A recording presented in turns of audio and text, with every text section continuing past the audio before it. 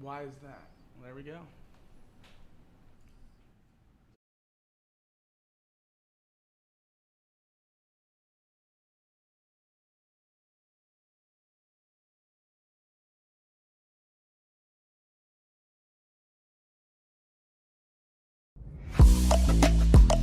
The Browns, they're putrid. They're the worst team in the NFL. The season, the 2024 season is over.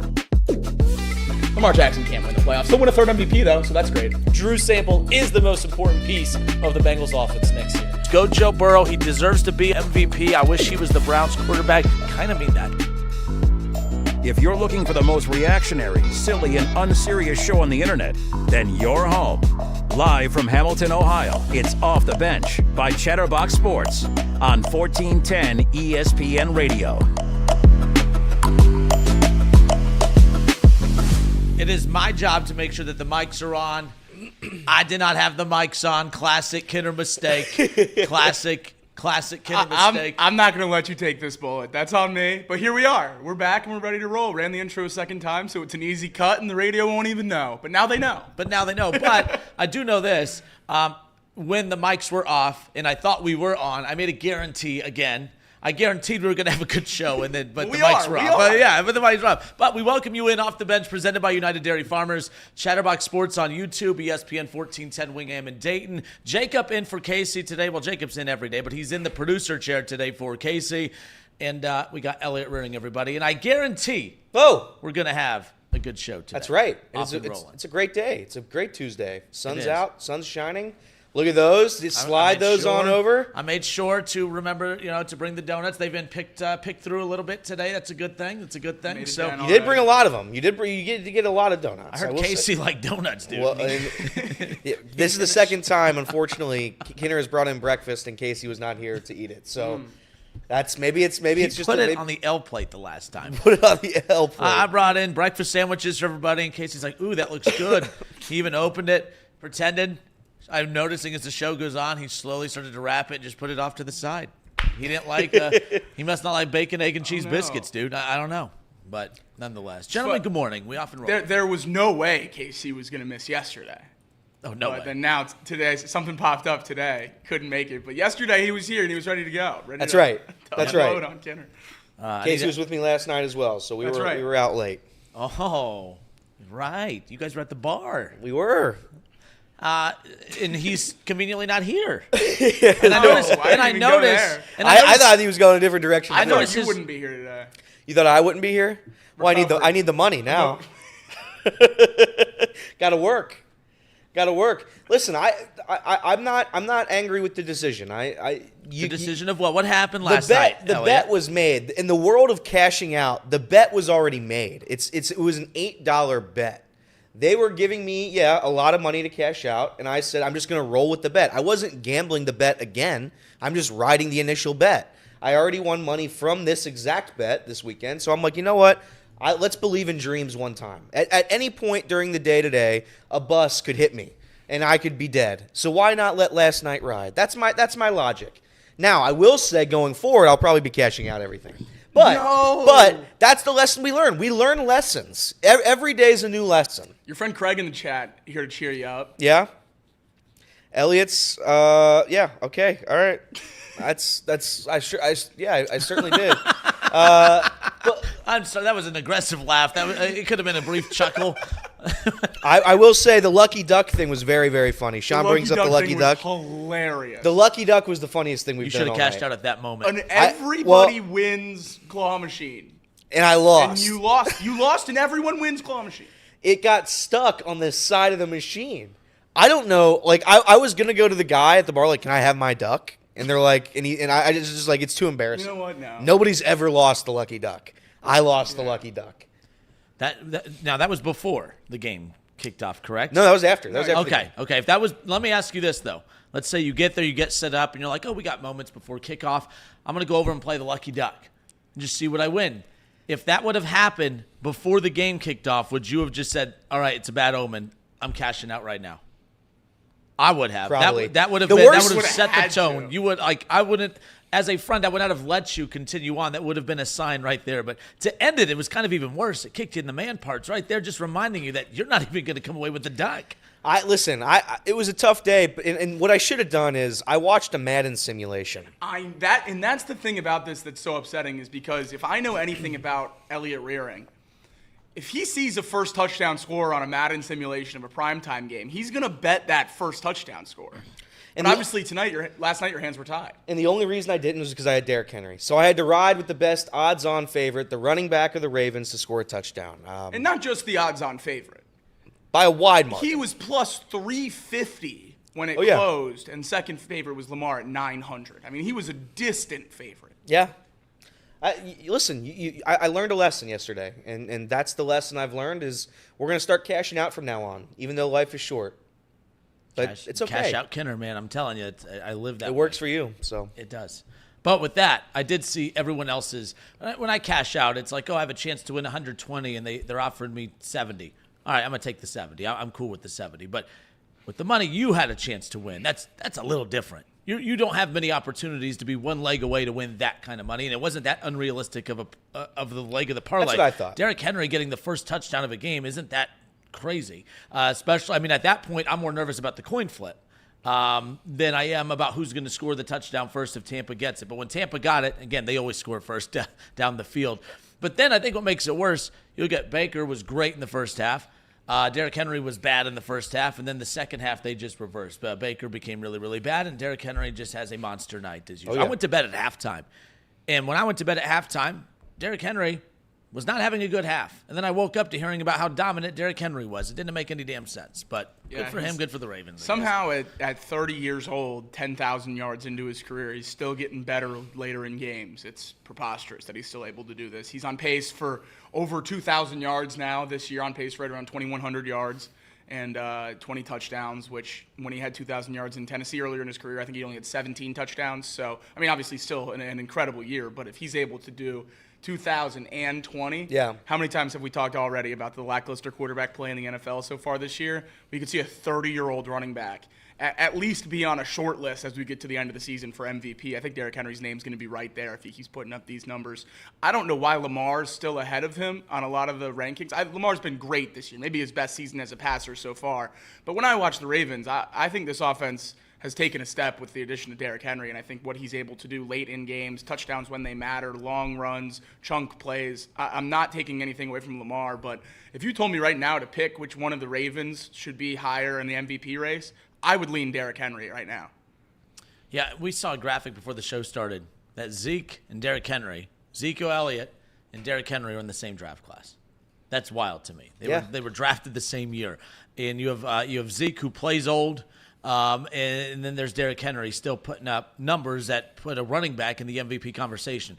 I was listening to Unsportsmanlike, the morning show for ESPN Radio, and they were having a debate about the MVP just late last week heading into this matchup, even before last night's great performance from Lamar Jackson. But they believe that Derrick Henry, no matter what he does, he can't win an MVP because you can't surpass Lamar Jackson when he's for Derrick Henry to win MVP, the Ravens have to be really, really good. And if the Ravens are really, really good, that means Lamar Jackson's been really, really good. But we've seen Lamar be really, really good regardless of how elite or average or good or whatever that the Ravens have been in the past. I think what's allowed him to be so comfortable talking about Lamar Jackson is the presence of Derrick Henry. I just don't get how you just automatically say, no, there's no way Derrick Henry can get it as long as Lamar Jackson's the quarterback, unless you're just saying there's no way he could win it because it has to go to a quarterback, and then that's a whole separate argument right there. I mean, the quarterback's the most important position in the field. Yeah. So there is, a fair amount of weight placed on that position. I get it. But I feel like Derrick Henry on the Titans, him not being eligible or seemingly eligible to win the MVP is crazy to me, because it was either Derrick Henry did his job and got 150 yards a game, or you lost. Yep. That's what the most valuable player is. He is if he's off the Titans. At least that's how I've always thought of the MVP. If you take away that player from that team is lost completely. That's at least how I've always done it. I know there's stats and everything else. The NFL just needs to change the name of the awards. Yeah. They need to have a best quarterback award, because I just looked at the odds, and Lamar Jackson's the favorite to win the NFL MVP right now at plus 210. Derrick Henry doesn't come in until about halfway down the line at plus 5,000. but he's the offensive player of the year favorite at plus 115. So the gap. So offensive player of the year is just who's the best player not playing quarterback, and MVP is just who's the best quarterback. Let's just name the awards what they are. Yep. Offensive player of the year is fine. That's great. I think it's a good award. I'm glad they have it now that MVP's gone by the wayside.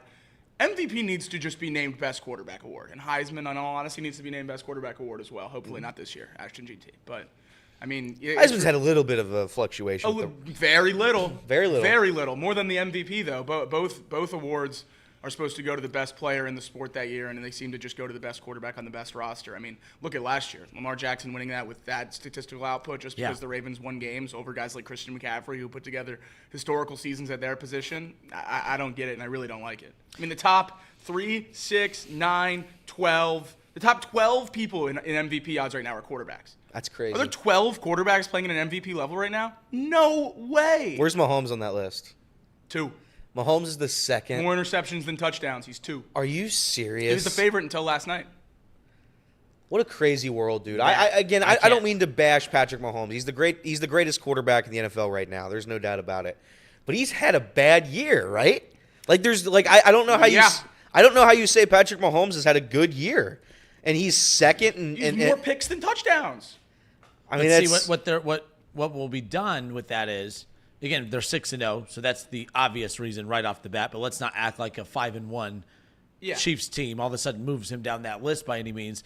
I think some of the interceptions are being discounted a bit only because he's having to force a lot of passes because he doesn't have pass catchers, right? And we could say he has Travis Kelce, but like I said yesterday, I don't think that's the same Travis Kelce. I think I made the joke yesterday, the only scoring he does is after the game when he goes home to his girlfriend. He ain't scoring during the game. He's a non-factor at this point for the Kansas City Chiefs. So I think some of the interceptions for Patrick Mahomes are being chalked up as, well, he has no pass catcher, so he's taking chances. He's having to zip it in there. He's having to squeeze it into tight windows to try to extend drives. And everyone's not giving him the full blame for all those interceptions, which is wild because every quarterback gets blamed for every interception, except it seems to be Patrick Mahomes. I'm at that point. You mentioned Lamar Jackson last year. I mean, because he was the quarterback of a team that won the most games or won a ton of games last year. I didn't think he had a great year last year. Lamar's numbers were very good, but there were a lot of good quarterbacks last year. There were a lot of good quarterback numbers. But I'm just flabbergasted that he got it last year. His numbers this year so far on pace to be way better than last year. Very good is not supposed to win MVPs. Yep. What did Mike Tomlin say? Don't mistake good with great. And I think to win MVP, you got to be great. And he wasn't great. What is it? Chrysler looks like a phantom till a phantom pulls up. Nice. That was good. But yeah, last year was the year Christian McCaffrey. They should have gone a different position for MVP if there was ever going to be a year to do it, because Lamar wasn't great last year. He was very, very good last year, but we'll see what they end up doing when it's all said and done. There you go. I know we do got to get to Elliot's headlines. Do we have how many headlines do we got? We got a lot of headlines? We got a decent amount, I feel like. A decent amount of headlines. You heard it here first. This is Off the Bench, presented by United Dairy Farmers. Justin Kinner, Jacob Tissett in the producer chair, of course, for Casey, who's off today, and Elliot Rearing. And Elliot will bring you his headlines when we come back. More Off the Bench next. Ooh.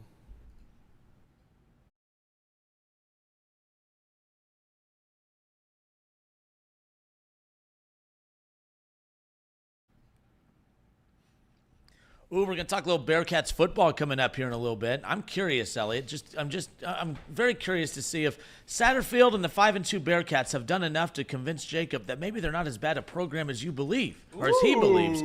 I'm very curious to see what happens when we get to that point of the show. I think the Bearcats are fine. I'm curious too. I think they're a solid football program. I have no doubt in my mind. They are off to. I think Jacob would take it back if he could. They are, and we're going to give him. But he can't because this is the land of opportunity, though. We're going to give him that opportunity. That's right. We'll give it to him, but that is one thing people say about me a lot is that I walk back takes. Yeah, that is your biggest calling card. Usually if enough people disagree with me, I usually just walk it right back and say, I was wrong. If I had $1 for every time he said, you know what, Kinner, I know we were yelling at one another right now, but you are right. I changed my mind. You have convinced me that your way is the way. I might have $1. I might be richer than what Elliot would have been had he won that bet last night. Or the lucky duck. Or the lucky duck. By the way, the lucky duck, I meant to ask, so you win the duck. What's on the – you just win a duck? No clue. I didn't win. But like, what are some of the prize options? If so, it picks Kinner, up. It's the claw. Kinner. Did you not watch the video? I didn't win the duck. I know, but I want to know what the prize. What How did you would he lose? know? He didn't win. There's no way to know what I could have won. It was inside the egg from the duck. I get that, but do you have any idea what some of the prize options are in there? No, Kinner.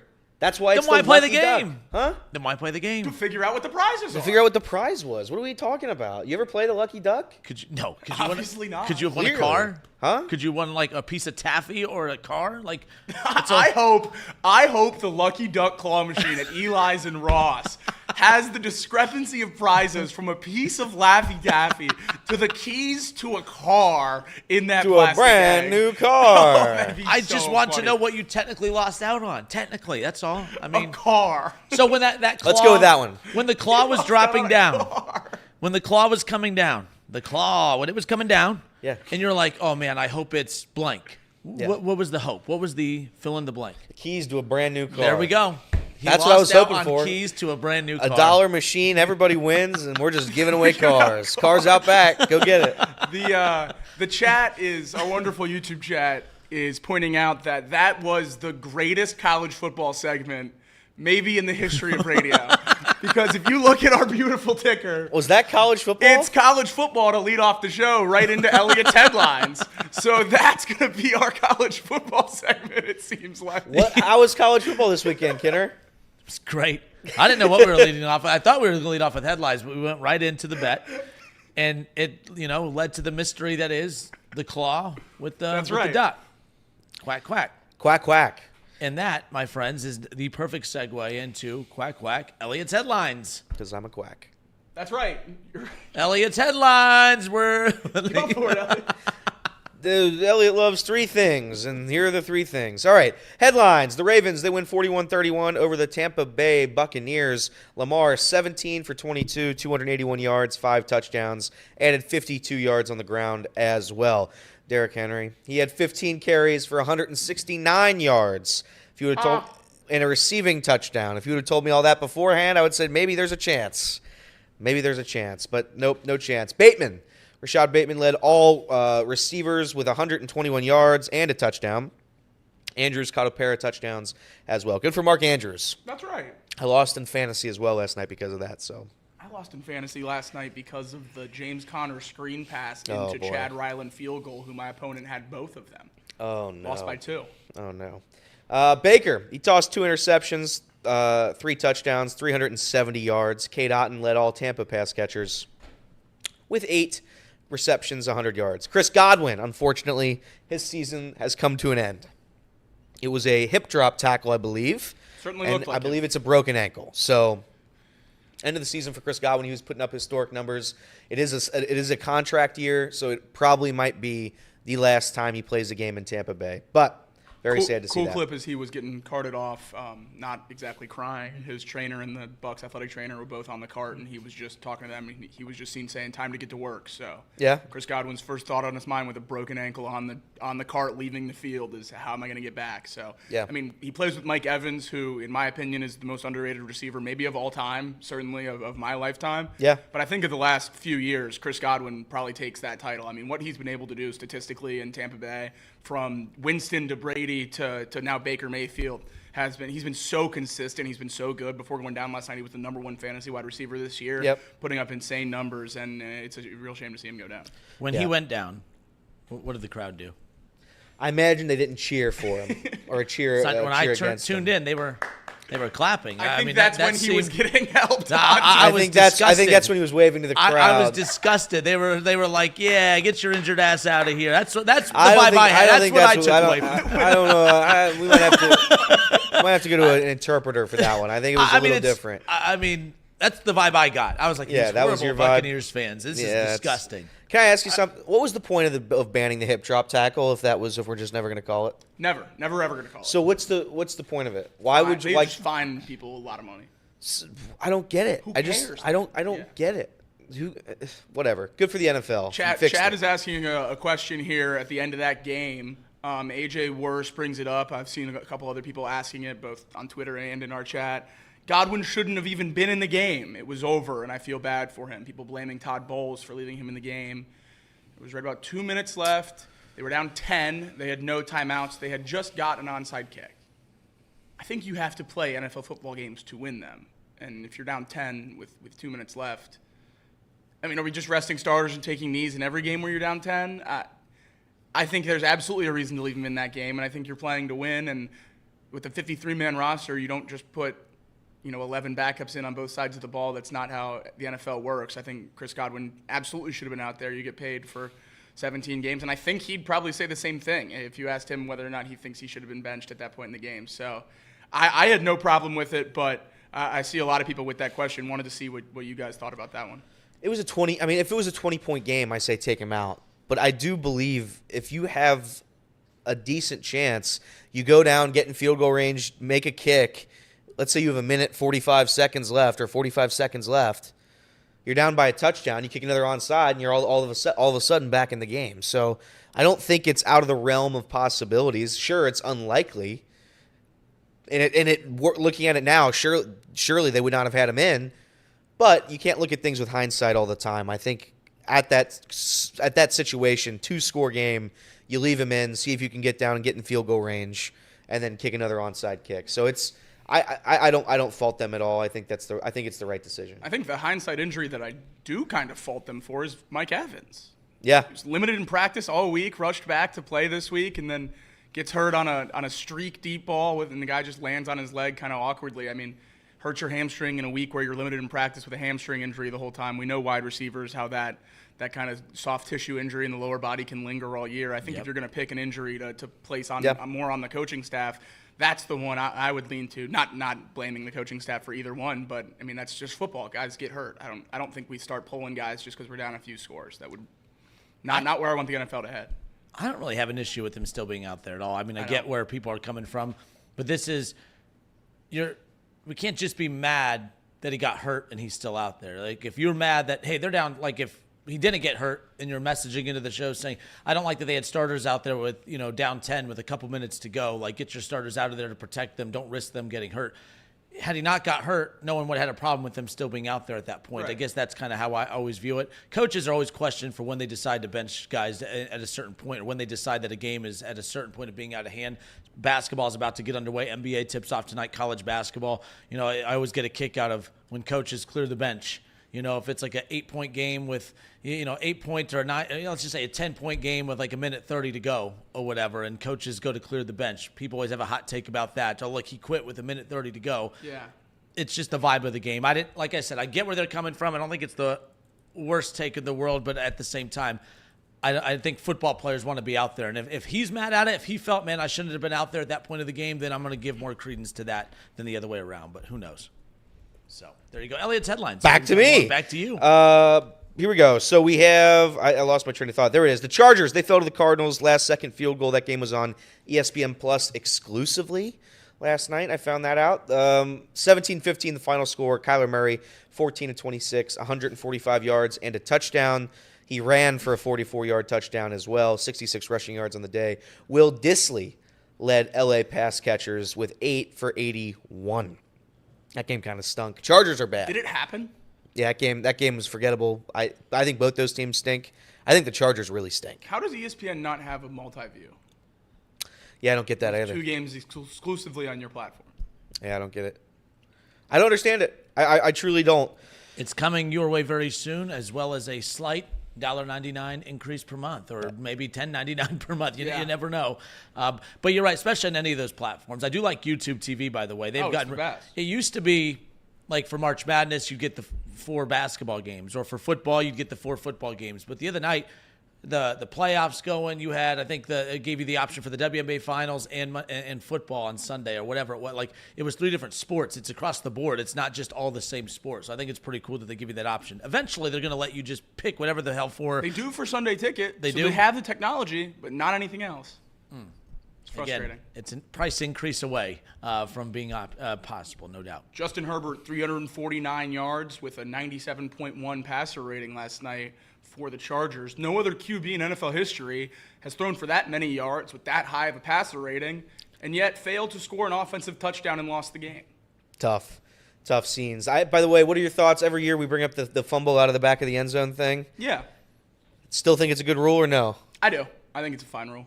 I see people get mad at it every year, and honestly, it's at this point, if you fumble it out of the back of the end zone, I think it's fair. I think I would even go as far as to say I think it's a good rule. Really? I think giving the ball back to the offense which I think is what a lot of people want to do. They want to, give it to the offense at the 1 or something? Yeah. Or at the 20 at the start of the red zone. I've seen that too. I think giving the ball back to the offense and rewarding a team for fumbling is ridiculous. I don't know how much I love the fumbling out of bounds normally in keeping possession. I think there should be some kind of punishment for losing the football and out of the back of the end zone, giving it to the other offense as a touchback. It seems logical to me. So I always get a little bit confused when I see this much uproar about it. I don't know. Maybe it's just me. I'm only mad about it because that 1 year, many moons ago, when the Browns made the playoffs, not last year, but the time before that, they had a chance to beat the Chiefs. The Chiefs, yeah. The Browns were rolling. I mean, Baker and Higgins were connecting left, and then, boom, back of the end zone. But it was Killed targeting on Sorensen. You would have been fine anyway. They didn't call that, though. I know. That was ridiculous. That was the start of the Chiefs refs thing. Yeah. Was that their first Super Bowl year? Now, I didn't blame – to be fair, this is why when people call me a homer, I know I'm not. I was pissed. I wasn't blaming officials or anything. I said the defense stunk that game. You let the backup quarterback, who was the former Michigan, Henne was in for Patrick Mahomes that game, and the Browns had a chance. They were down one possession. They had a chance to get the ball back. There was 8 minutes to go.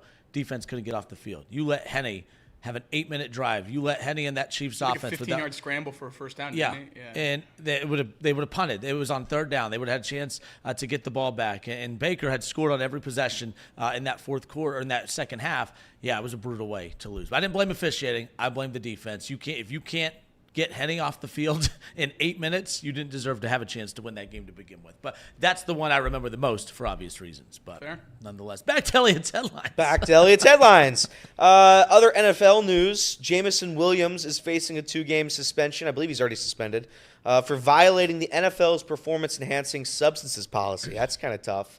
Jameson Williams, I think, second on the Lions in receiving and touchdowns, I believe. Maybe first in touchdowns. Second in touchdowns, I'm pretty sure. But a hell of a season he's had so far, and this is a brutal blow. Only 2 games, though. I don't know. Old friend of the show, Jimmy, big Lions fan, and I were trying to figure out what PEDs were. Only a 2-game suspension. Yeah. And nothing confirmed, so we were just doing some Twitter digging and looking up NFL rules, and it looks like it could have been a prescription drug that he failed to report. So something that's completely legal that he failed to report that showed up on a test. Could be that was just something that was highlighted under a possible 2-game suspension for PEDs. So continue to wait more on that story, but certainly interesting because when you get a PED suspension, you're thinking half a season, full season at least. At least in most NFL cases, 8 games is really the floor for that. So to see 2 games was really surprising. And for Jameson, it's like, when are we gonna stay on the field? When are we gonna figure it out? I mean, you come into the league drafted in the first round after tearing your ACL in the national championship game in college, putting together a great season in Alabama, and you don't get back till the back end of that season because of rehab, and then the next year you're suspended for the first 4 games for gambling at the team facility, and then now you finally emerge as a consistent wide receiver 2 that Jared Goff and the Lions offense has some faith in, and you get popped for PEDs. You're going to miss 2 games while you guys are really picking up steam. So really frustrating to see for a great young player, but still one of my favorites in the whole league. I'll be a Jameson Williams fan for a long, long time. Hopefully he can figure it out, though, and stay on the field because he seems like a really, really talented player. Yeah. By the way, real quick, Noelvi Marte, you remember his bad response to his pop for that? Well, when Williams was asked about it, he at least goes on to say, hey, he has no choice but to take it on the chin. He's in good spirits, and he's looking forward to getting back with his teammates. Like, he just owned it. He just said, my bad. Easy response. He didn't say, well, I mean, damn, I don't know how that happened. Don't know how those got there. I don't know how that got in there. All right, Raiders signing Desmond Ridder. Good luck to him. Bearcat. Potential Bengals opponent in 2 weeks? Would not like that. I mean, I would like it, but I think that'd be huge for the Bengals. I think it would be big. And finally, he'd be bringing another win to Cincinnati. Right. I mean, damn. The blows keep coming for the San Francisco 49ers. Holy moly, man. Brandon Aiyuk done for the season, ACL, MCL. Deebo Samuel is in the hospital currently with pneumonia and has fluid in his lungs. This is turning out to be truly one of the most catastrophic seasons I've ever seen. I believe is Juwan Jennings hurt too? That I don't know. I think he's hurt, and Who was the guy that got attacked in the streets? Ricky Pearsall. He's back, though. He's playing. I think he's the only one that's available right now. But brutal season for the 49ers. Remember the parlay I made? I do. The parlay that had The 5 can't mortal lose locks. parlay. I made a Locked parlay before the season, and it was 5 teams to make the playoffs: Bengals, Cowboys, 49ers, Chiefs, Lions. Only 2 look good, but those are your headlines. There you go. Yeah, that Niners dismantlement of a roster right now with Christian McCaffrey and Aiyuk and Deebo Samuel. I mean, they had their offensive line beat up for the good start of the season, so more power to It's them. almost a lost season already. Yeah, these next few weeks of before Deebo Samuel, obviously Aiyuk out for the year, but these next few weeks before Deebo Samuel gets back, going to be big for the discourse around Brock Purdy. If he's able to keep this offense at a relatively high level without either of the top 2 receivers, without McCaffrey at least this week, maybe getting back next week, I'm not sure, but as a not Brock Purdy guy, if it crumbles without these weapons, I'm going to take a pretty big victory lap. So I'm split on that because if they stop producing at a high level, it's obvious why. Yeah. But I look around the NFL. It's not like the Bills were great. There's a reason they went out to get Amari Cooper. But Josh Allen, the bottom line is Brock Purdy. Many people are trying to debate whether to put him in the category with the Joe Burrows and the Josh Allens and Herberts and Patrick Mahomes and those guys. Or is he just a beneficiary of having Brendan Aiyuk and having Deebo Samuel and Christian McCaffrey, a dominant offensive line and a defense to hide behind, and Shanahan as a head coach? Is he hiding behind all these variables that have propped him up to be great? Or is he a legitimate franchise quarterback that can elevate you? Sorry, that distracted me big There was time. a big cheer going out in the That was really loud. Congratulations. Yeah, so sorry. But no, for instance, Josh Allen, they go get him Amari Cooper, but he had no pass catchers, but they still won games, and he still put up numbers. Justin Herbert, you just mentioned a little bit ago. What was his stat line again last night? 349. 349. No touchdowns. But he was still moving the football. Yes, Yeah. the point is I think that right now the Niners don't technically have to win every game. They don't even have to put up a ton of points, but he has to at least go out there and elevate the replacement wide receivers and make it look like he is able to elevate talent around him. We're watching Patrick Mahomes do it.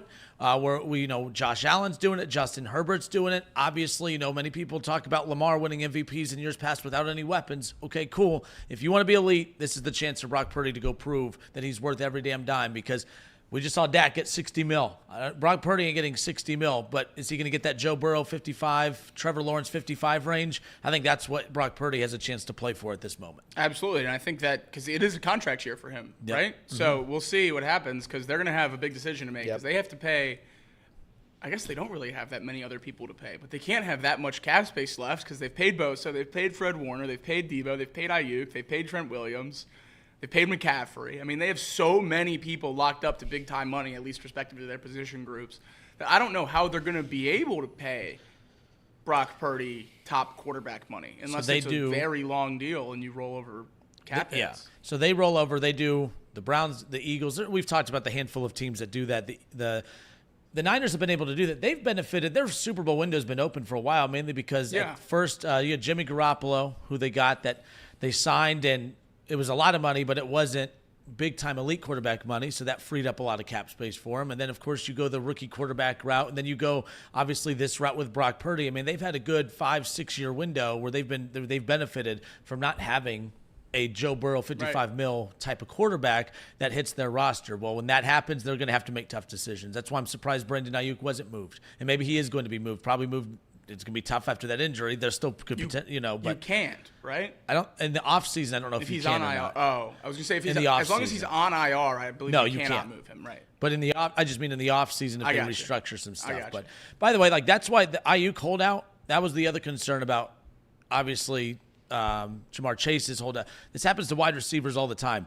But I think Jamar Chase was very adamant about his workout routine and everything. He continued working out with Burrow and stuff, even off to the side, not participating in practice. A lot of the reports I just found out, it's not as if he wasn't working out, but Brandon Aiyuk did not have the same aggressive approach to staying in shape during the hold-in with the Niners the way that Jamar Chase did. And I think you could see it. You could see that Jamar Chase stayed in shape and that there was no lag. I mean, I guess there was a slight offensive lag, but not really on him necessarily technically. But nonetheless, back to Elliot's headlines. We're done. We are done. We are done. My apologies. That was the first thing I thought of when Aiyuk got hurt, though. It was just like, oh, wow, thank God he got extended this offseason. Because, I mean, holdouts and everything, I certainly didn't love seeing that the whole offseason and how he handled it. But to see a guy get hurt after that much of an offseason, if he hadn't got a contract yet, that would have been like, whoa. You made me nervous there because when I saw that he got hurt, I said, thank God. And I'm like, yeah. Oh, you meant about the contract. Oh, okay. Back to like being if a Jamar got hurt somehow, I mean, obviously my first thought then as a Bengals fan would be like, what happens to the season? What happens to the offense? But then you just go back to the offseason and be like, wow, that's no wonder you hold out because stuff like this can happen. I mean, Chris Godwin, contract year, can't put up numbers now. We're going to see what happens in the offseason. I'd assume he still gets paid, but wow. Yeah, no, definitely. What up, Elliot? We're out of time. We're way over. What do you want to talk about when we come back? College football. Ooh, we're going back to the. We got to go back? Sometimes you got to go back to go forward. I'm all about moving forward, but if that's the process to moving forward is to go a couple steps back, then let's do it. Let's talk a little college football. It was a wild weekend in college football. Definitely wanted to touch on some of that yesterday, but NFL usually dominates Mondays, especially with the Cincinnati Bengals, of course. But we're going to get to a little college football coming up around the corner. Apparently, next time you're at a home game and you don't like the call, my suggestion to help reverse a call, whatever you have in your hand, okay? And people have questioned how good of a human being I am the last couple of days, so that's fine. So I'm going to add to it. Whatever's in your hand, chuck it on the field. Take your phone, throw it at the official. That beer in your hand, don't even finish it. Make sure it's full, actually, and chuck it at the official. Throw it on the field, because if you do that, you're actually helping your team because the officials will reverse the call. No, I'm serious. We've watched it happen. We're going to discuss that when we come back. This is Off the Bench, presented by United Dairy Farmers.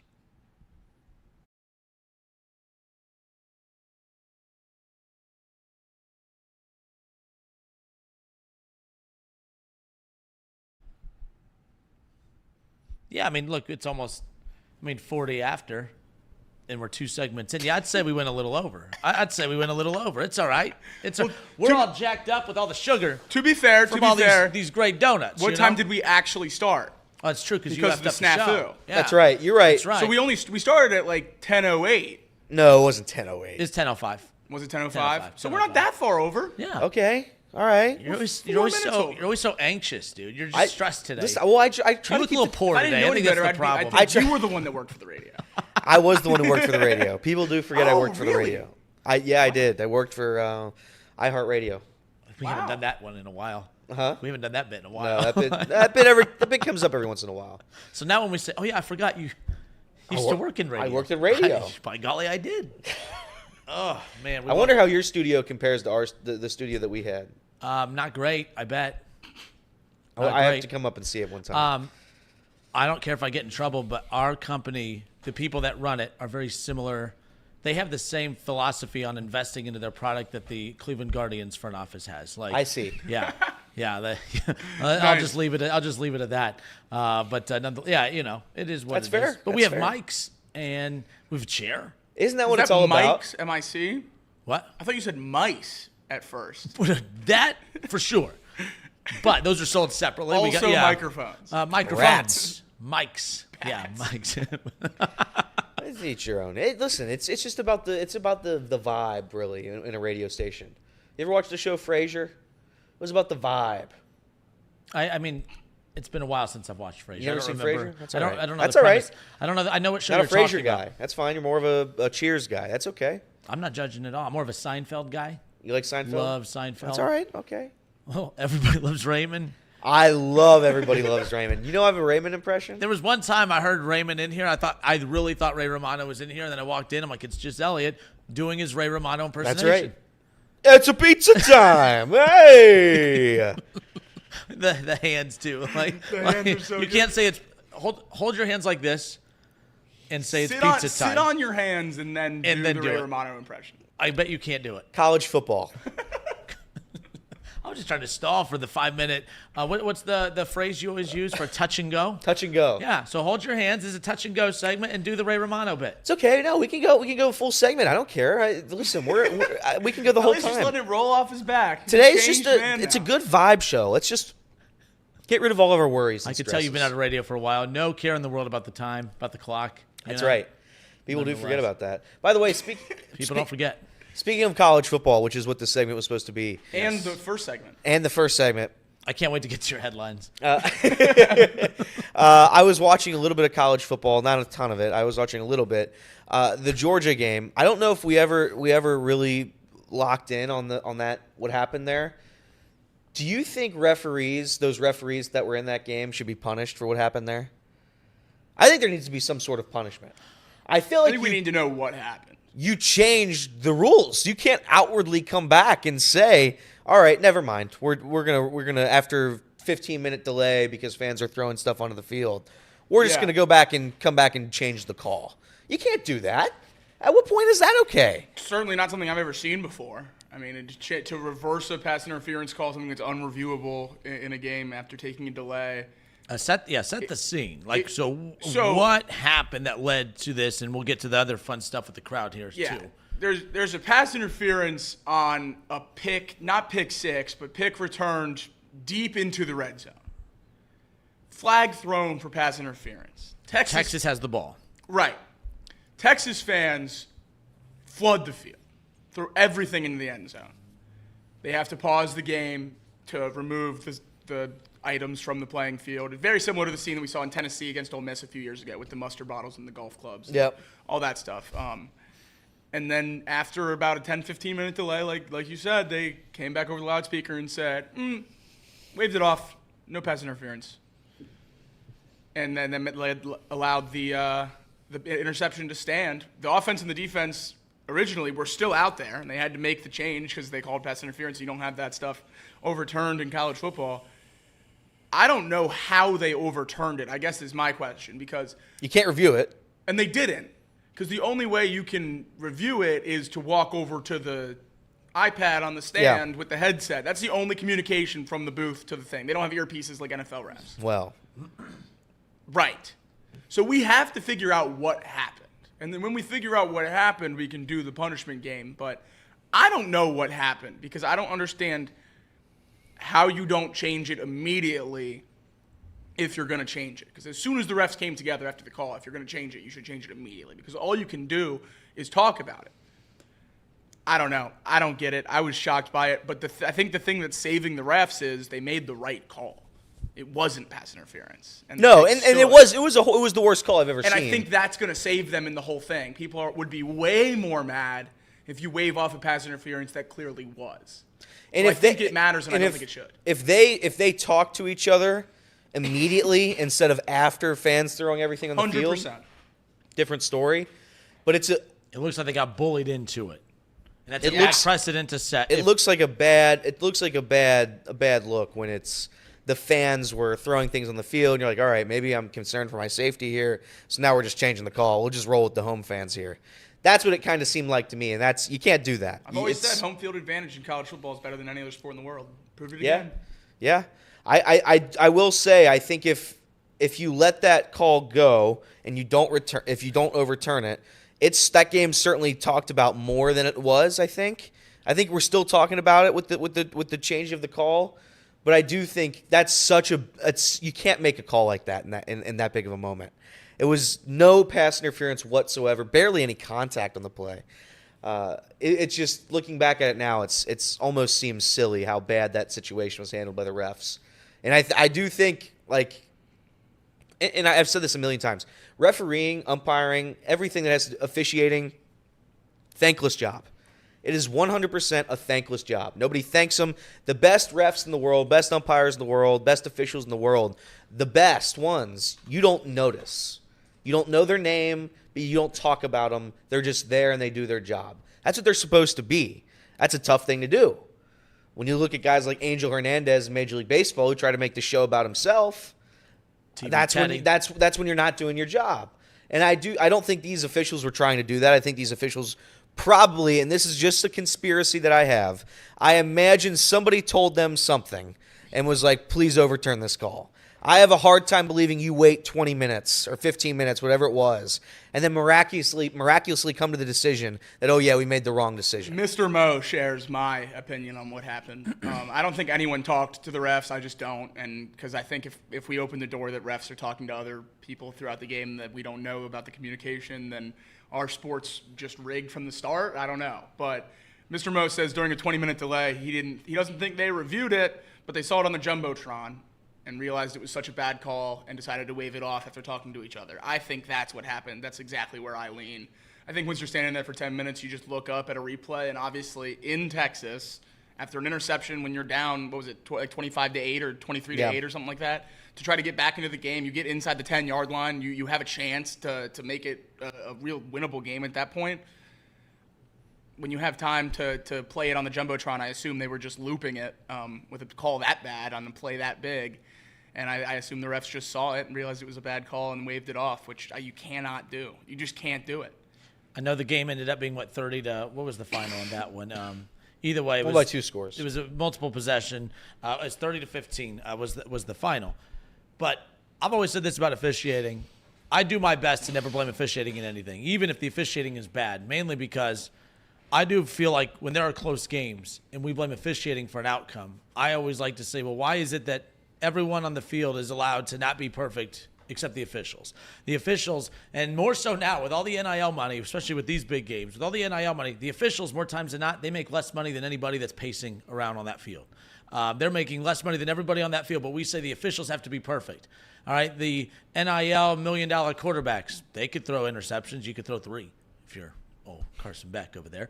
If the quarterbacks, Quinn Ewers and Manning, they could both make mistakes for Texas. That's okay. Coaches can make mistakes with some of the calls and decisions made at certain points of the game, but officials have to be perfect. I don't stand with that. Officials are going to make mistakes, and I don't like when teams blame officials for results or outcomes of games, because you can go throughout the entire game and say, well, that interception lost you the game. That fumble lost you the game. That bad play call cost you the game. That kicker missing the kick, the easy extra point missed you the game. The missed field goal lost you the game. I never blame officials for outcomes of games. You can criticize officials. I just never say they lost because of that. Now, that's not what this was. The other part, too, is we've seen, 3 top 5 matchups already, 2 months into the season already.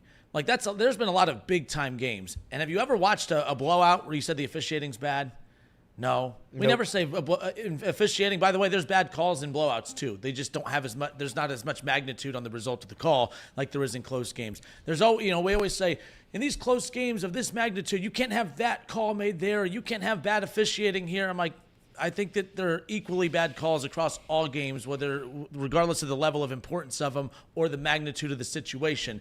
I just think that the moment makes the call, magnifies it more, and it makes us complain more. Bottom line is, I've never left a game and said, man, great game. And the officials, God, I got to get that official's jersey, dude. That official was great tonight. I think that's the best official I've ever seen. No, we all hate officials. We blame officials for everything, when reality is, I don't think there's no such thing as good officiating, but there's no way it's always bad officiating. It's just officiating is always a talking point in close games. Same thing with the Ohio State-Oregon game. Jeremiah Smith, should that have been called offensive pass interference or not? This, that, and the other. Bottom line is that call's made all the time, good or bad, but because of the moment, because of the magnitude of the game and the magnitude of the moment, it was magnified even more, and we criticized it more. But yeah, I try not to bash officials too much, but that was a weird scenario. It appeared as if they got bullied into making that reversal or call, whatever you want to say. But nonetheless, hey, look, we're out of time. That's right, baby. We're out of time. Hour 2 coming up next. This is Off the Bench, presented by United Dairy Farmers.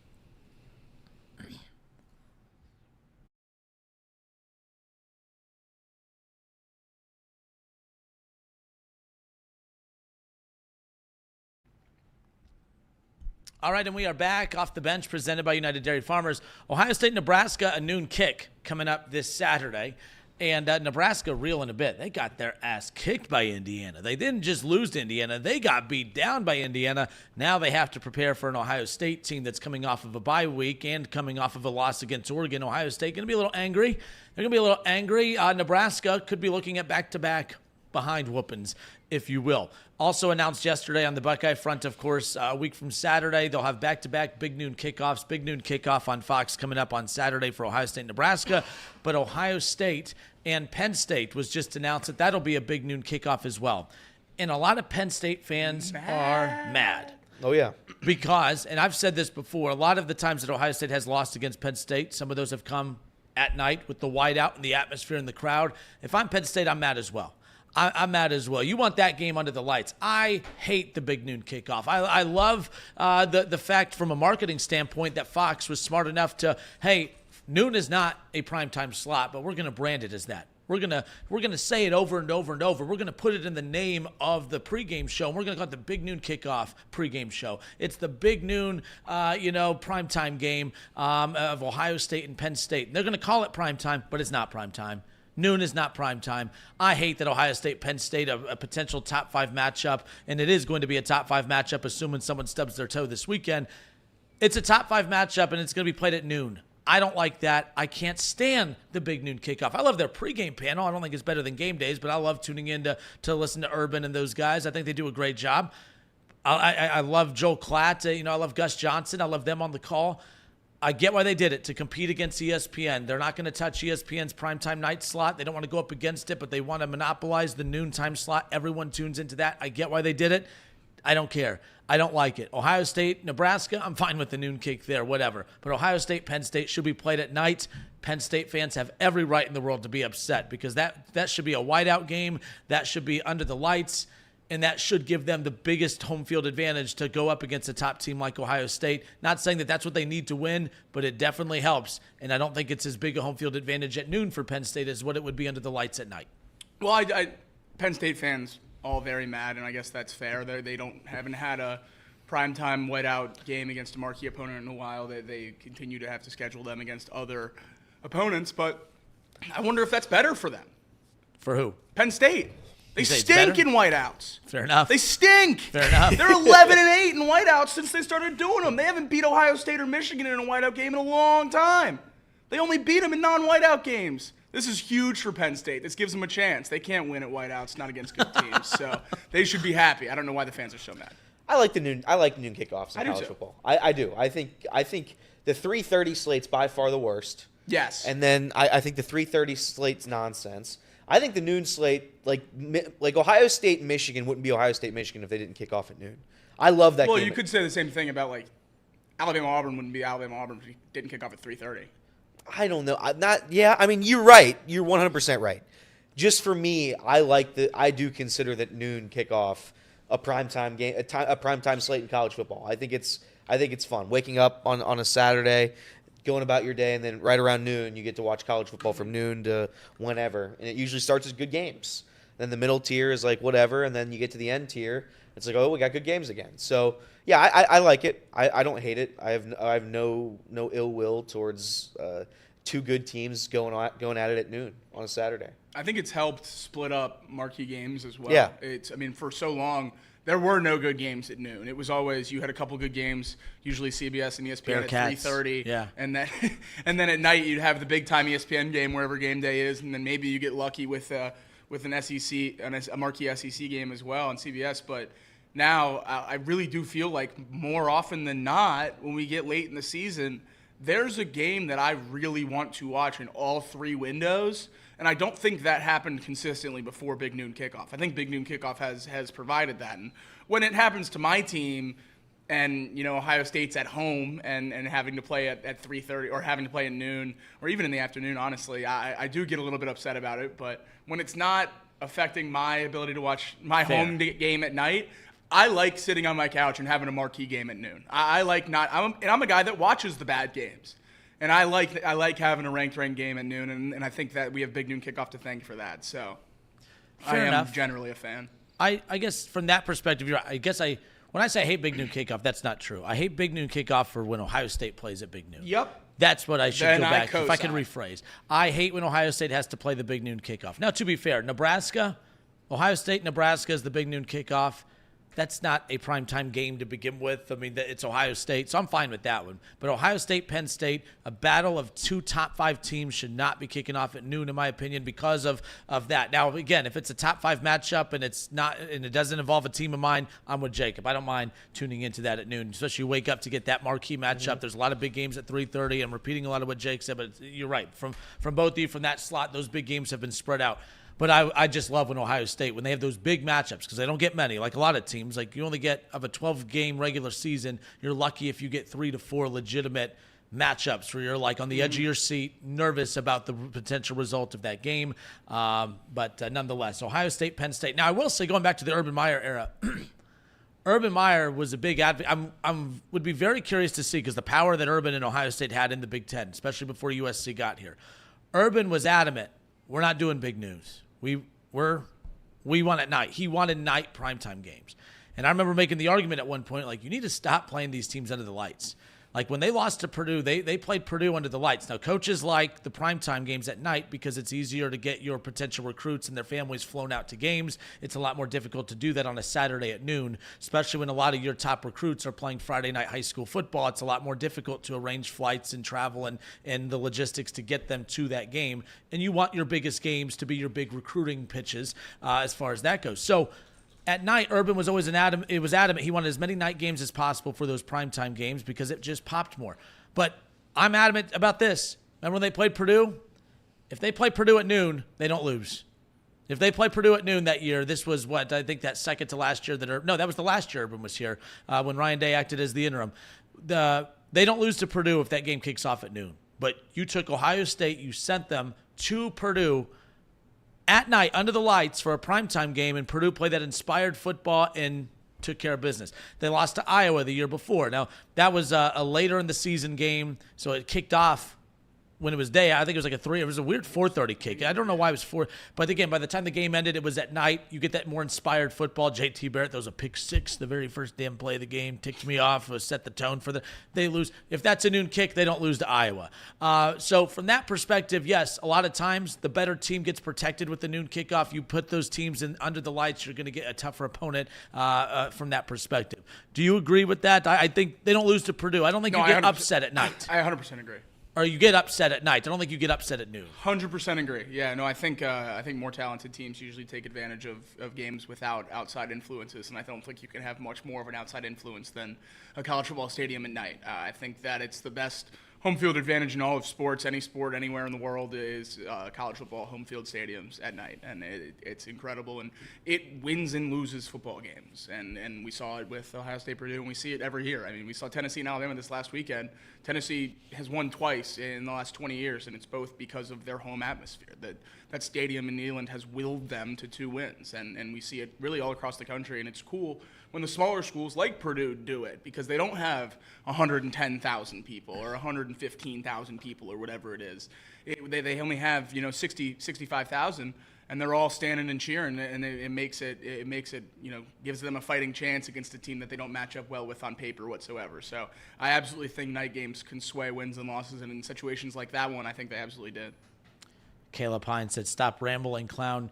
Yeah, I do get a little wordy. I apologize. I could feel it too as I was going. I'm like, yeah, I'm getting a little wordy on that. My apologies. See, I could take insults.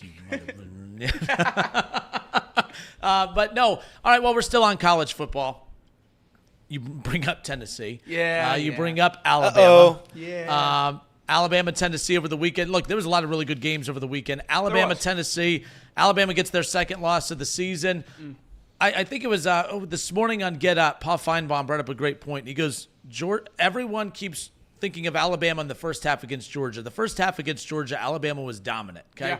They were dominant, and everyone remembers that first half against Georgia, and then everyone remembers Georgia coming back, and then Alabama still prevailing, and they remember the end result and the emotions of a great close game, and then you hold Alabama to that standard. But the bottom line is, Paul Feinbaum brought up a great point. The second that DeBoer and Alabama went to the locker room at halftime against Georgia, they have never been the same. They have not been the same football team. Whatever changed at halftime against Georgia, the team that came out of the locker room at halftime, after halftime against Georgia, that's been the same team that's existed the second half against Georgia. Obviously, Vanderbilt. They didn't look great against South Carolina. And then, of course, they lose to Tennessee over the weekend. Those are 2 good teams playing, no doubt. But Alabama does not look the same ever since halftime of Georgia. No. It's been 14 quarters now since Alabama's looked like a championship team, and that is not good. I don't know that there's been a stretch this long in Nick Saban's career outside of his first year in 2007 when they went 6-6. I think the people turning on DeBoer, I am not one of them. A lot of people calling for his head and calling for the job, saying he's not cut out for the SEC, all that stuff. I am not in that boat, but certainly not where we want to be, and there's a lot of problems with this team. There's a play, and I showed it to Elliot yesterday because I've watched it a billion times because it makes my blood boil every time I see it. It's 4th and inches, and Jaylen Milroe's lined up under center to take a QB sneak and try to get a first down to put Alabama further into field goal range and try to put a touchdown on the board in a game that ended 24-17. Every point meant the world. This was a crucial 4th down conversion in the game. And Alabama has their 2 wide receivers split out, and they decide to shoot a step-back jump shot while Jaylen takes a QB sneak. And Pretty yes, outrageous. we're playing football here, folks, not basketball. And they took a step-back jump shot while Milroe tries to do a QB sneak in the biggest rivalry game of your season against Tennessee in their place. After the game, they asked offensive coordinator Nick Sheridan about it, and his response was, "There's not anything happening on the field that we're not coaching." All right. Well, maybe stop coaching that. I don't know what the issue is at this point. We hired Kane Womack, the head coach from South Alabama, who led them to the best defensive season in the history of their program last year, and then came over to Alabama to be the DC, and everyone was really excited about it. I mean, there were conversations about, you better enjoy this guy while he's here before the season started because he's going to be gone pretty soon. And, boy, I wouldn't say so far. I mean, he looked fine this weekend. The defense looked fine this weekend guarding Nico, who was the big worry coming into the season, the freshman phenom. Held him under 200 passing yards, a touchdown and an interception, but you get ran all over. Dylan Sampson, 140 yards and 2 touchdowns on the ground. Just no will from this Alabama team, no want to, no desire, no drive, not the stuff that we've come to expect from Alabama over the years. And I think at some point you are going to have to point to coaching. I'm not doing it yet. But the regression of Jaylen Milroe from even just the beginning of the season to this point is borderline inexplicable. I don't know what has happened. He's not running, and that's the biggest part of his game. I mean, there's 15 million screenshots I could have pulled in here of wide open running lanes for first downs, 15, 20 yards, and he just is not taking advantage, and I don't know why. I don't know if people told him that he needs to throw the ball or what it is, but it certainly looks like he's not even considering running anymore. And if you have Jaylen Milroe throwing the ball 45 times a game, I don't think it's a shock to anyone that we're losing. He's a great college quarterback, and it's because you ask him to do stuff with his legs as well, and that frees up the game with his arm. He wasn't unable to hit deep passes. He threw 2 picks. It was a really, really ugly day for basically every player on Alabama's team. And I don't know what changes because in a few weeks they got to go to LSU. And I don't think it's going to get much easier. And I know Oklahoma hasn't looked pretty, but good luck playing your first game in Norman in SEC play. So this could get really ugly really quick. I think we could be talking about an 8-4 Alabama team by the time it's all said and done. Obviously, on the outside looking into the playoffs right now, have to win out to really have a feasible chance. Big SEC championship's probably out the window unless real chaos ensues. So, yeah, we'll see. Certainly not what you wanted to see going into Tennessee. Thought they had a good chance. I picked this as a preseason loss, but thought they had a good chance after the last few weeks of Nico really taking a step back as well as a passer from their first 3 weeks of play. And then unable to get the job done. Not blaming refs, like you said, but a lot of screenshots going around of some pretty bad calls. So not me. You're not going to blame them. You're not going to do them. Some people clipped up the last drive where Milroe got sacked on 3rd down, and the edge rusher may or may not have been like 2 yards off sides. And those same other people, not me, may have screenshotted a Ryan Williams streak down the sideline where you can see his entire shoulder pads because the jersey is pulled all the way across his chest. But not me. Some people. And that's fair. And those some people exist. That's right. But not you. Not me. Not you. As far as that goes. All right, we'll step away for a few moments. When we come back, again, it looks like Ohio State, Oregon could be the 2 teams that represent the Big Ten in the Big Ten Championship, unless Indiana has something to say about it, of course. But who are the favorites to represent the SEC in the SEC Championship game? Plus, I'm curious, remember all those mean things that our guy Jacob over here, Elliot, said about your Bearcats? Do you think that he's willing to take it back? Do you think he's... We'll have to find out. I don't know. He might. He might do it. He looks a little scared. Some people would say he would. Some people. A lot of some people out there. We'll be right back. More Off the Bench next.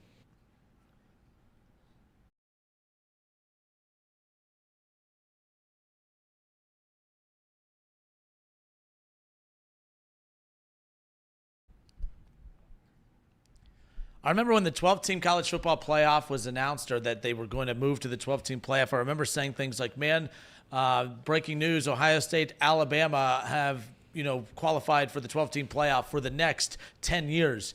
How wild would it be if Alabama did not make the playoff in a 12-team playoff? Because you said there's a couple chances they could pick up a third and a fourth loss. And Missouri's coming to Tuscaloosa this week, and then what we've seen in the last 3 weeks, what makes you think that's an easy win? And an SEC championship may not be an option for them.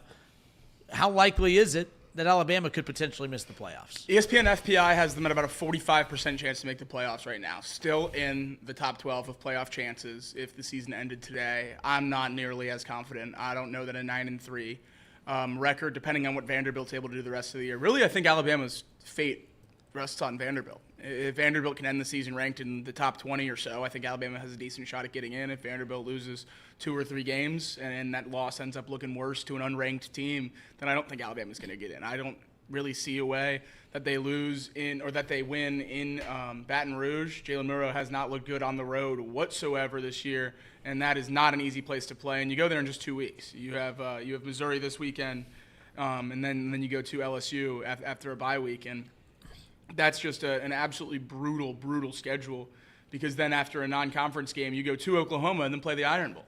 I mean, there's not really an easy win other than that FCS game on the schedule the rest of the year. I mean, that's 3 ranked teams. I guess Oklahoma's not ranked anymore. 2 ranked teams in Norman, Oklahoma, and then a marquee rivalry game where we always know Auburn plays Alabama close. So I think it's very easy to see them dropping 2 more games, and at 4 losses, they're certainly not in. 3 losses, you would need help. If everyone wins out that's supposed to win out, they won't get in. But if you get some help, I think you could see a 3-loss Alabama team losing at Tennessee, at LSU, and then obviously Vanderbilt get in over some 2-loss teams, which might make people a little bit upset. But if LSU is going to be a top 15 team, Tennessee is going to be a top 10 team, and Vanderbilt's going to be ranked in the top 25, I think those 3 losses, you're going to get into the playoff. There you go. Yeah. And then you could get your Alabama hoodie out. That's right. I got to get an Alabama hoodie. I mean, to go with your Oregon hoodie. I mean, teams are undefeated when you wear their hoodies those weeks. You give me a hoodie, I'll wear it. I don't care, honestly. I might just start giving you Alabama hoodies. That's fine. I'll wear them. That's fine. We need to turn this around. I like elephants. If you would have told me that after beating Georgia that Alabama would probably be on the brink of not making the playoff, I would have laughed at you. Alabama was plus 225 to win the national championship at halftime of the Georgia game, and Jaylen Milroe was plus 115 to win the Heisman at halftime of the Georgia game. Jaylen Milroe is currently plus 3,500. Oh, boy. And I believe Alabama is outside of the top 15 on national championship odds. Woo! So life comes at you fast. When you wear a team's hoodie, they seem to win, and obviously you might have to break out the Bearcats hoodie this week. Absolutely, I will. They got Colorado at night. Big game. Prime time. 10. That's not prime time. That's, I don't know what kind of time it's that is. 7 o'clock kickoff here, or there. There, technically, yeah. 10:30 here. So we'll see. I think the Bearcats can win this game. I think the good news is we have an offense. So if you have an offense, you got a quarterback, you got a running back, I believe in the team. The defense is terrible, but I think it'll be a 45-40 game. I think both teams are in the 40s. It's just going to be a high-scoring shootout in Colorado. I have no doubt in my mind. I think the Bearcats are hot. They've won 4 of 5. You lose a tough one to Texas Tech. Kicker can't make kicks, respectfully. Not that I'm going to blame a kicker, but he can't make kicks. I thought he was like Jesus. Yeah, he was, and then he started missing some kicks. And unfortunately, that's the way it is. The Bearcats have missed a field goal, I think, going into the half. 3 straight games. That's fun. Not great. When do you stop kicking them? Well, I don't know. It's a little bit of that Zach Taylor effect, I think. Once you get in field goal range, you just keep on shut it down kicking. And kick it up? That's I right, can't believe baby. how many times they've quit and just kicked a field goal instead of throwing it. Yeah, I wish, but it's not the way the world works. Sorsby's been better than I think anybody could have possibly imagined. One of the better quarterbacks in Division I college football. So good for him. I think Corey Kiner's legit. 106 carries for almost 600 yards, 5.5 yards a carry. Pryor is unbelievable. 31 carries, 300 yards, 10 yards per carry. So it's. I think the offense is good, and I think if you have to give Scott Satterfield a little bit of credit, is that I did not think the offense would look like this. The defense, I think, can be figured out. Give him another year, but it's after the Pittsburgh loss, it was almost tear everything down, fire Satterfield, and hit the panic button. And now here we are in October 22nd. You're going to Colorado. You're 5-2 on the year, and you're ready to roll. You've won 4 of their last 5. I'm excited. Better odds to make the playoff than to win the Big 12. Really? Yeah. Is that right? That's right. Plus 3,500 to win the Big 12, plus 2,500 to make the playoff. This is a massive one. You win this game, and there's a legit shot. If you win this game, there is a backdoor route to the Big 12 championship. 1,000,000% there is. For sure. 1,000,000% there is. So this is a big game. How do conference championship games work? Is it just your conference record? Top 2 conference records. So it doesn't matter your overall. Your overall does not matter as far as that. I don't know why I don't know that, but I started looking at this. I'm like, well, hold up. I see these undefeated Big 12 teams, and this is across the board for SEC and Big 10. It's just the conference record that gets you in, correct? Because that's what I'm curious about from that It's just perspective. conference record. SEC it is. I Then I think it's that way across the board. I'm pretty then. sure it's conference record in the Big 12. Pretty So, sure. You have the Bearcats 3-1, Colorado 3-1. Yeah, this is actually a sneaky big game this weekend for the Big 12. I know people won't give a matchup that doesn't have 2 ranked teams involved in it, but the result of this game definitely keeps the Big 12 championship game possibility alive for both teams. And with Colorado, that game was announced. It was sold out a long time ago. Oh, yeah. Deion loves Cincinnati. He would love to beat Cincinnati coming up on Saturday. So I don't know I forget where UC was ranked before the season, but right now they're 5th in the Big 12. Nice. And I think that's pretty accurate. I don't think Arizona State's better than UC. I don't think West Virginia is better than UC. I'm not going to sit here and say the Big 12 is a great conference right now in terms of can any of these teams win a national championship? Probably not. But BYU's not terrible. Iowa State's not terrible. Kansas State's not terrible. And you go to Texas Tech on the road, you almost beat them. So, yeah, I think the Bearcats have had a great season. They're going to make a bowl game. And I did not think that was possible. So, Scott Satterfield, I will eat crow. I will eat my words. I apologize. You've done an admirable job this season getting the train back on the track after a loss to Pitt. Pitt, by the way, hasn't lost a game. That's right. So that's worth noting a little bit. And you had Pitt beat 100% into the fourth quarter. I don't know. I good for him. I don't expect a national championship anytime soon. But if you're going to compete for the Big 12, a Power 4 conference, then hell yeah, brother.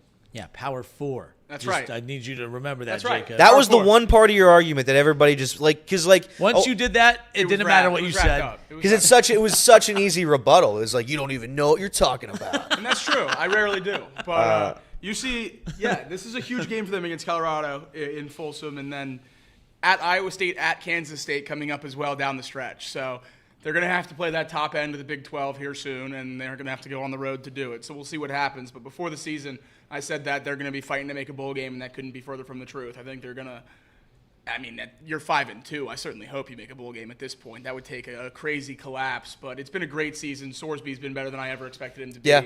It's been really nice to see UC take this big of a step this year. And my main takeaway from looking at where UC sits in the Big 12, you said they're, 5th right now? Yep. Third in the Big 12 right now, according to ESPN. And my main takeaway when we talk about the Big 12 Tied and for how third. it's looked this year, why are we giving them a bye in the first round of the playoff? Why is their Agreed. conference champion getting a bye?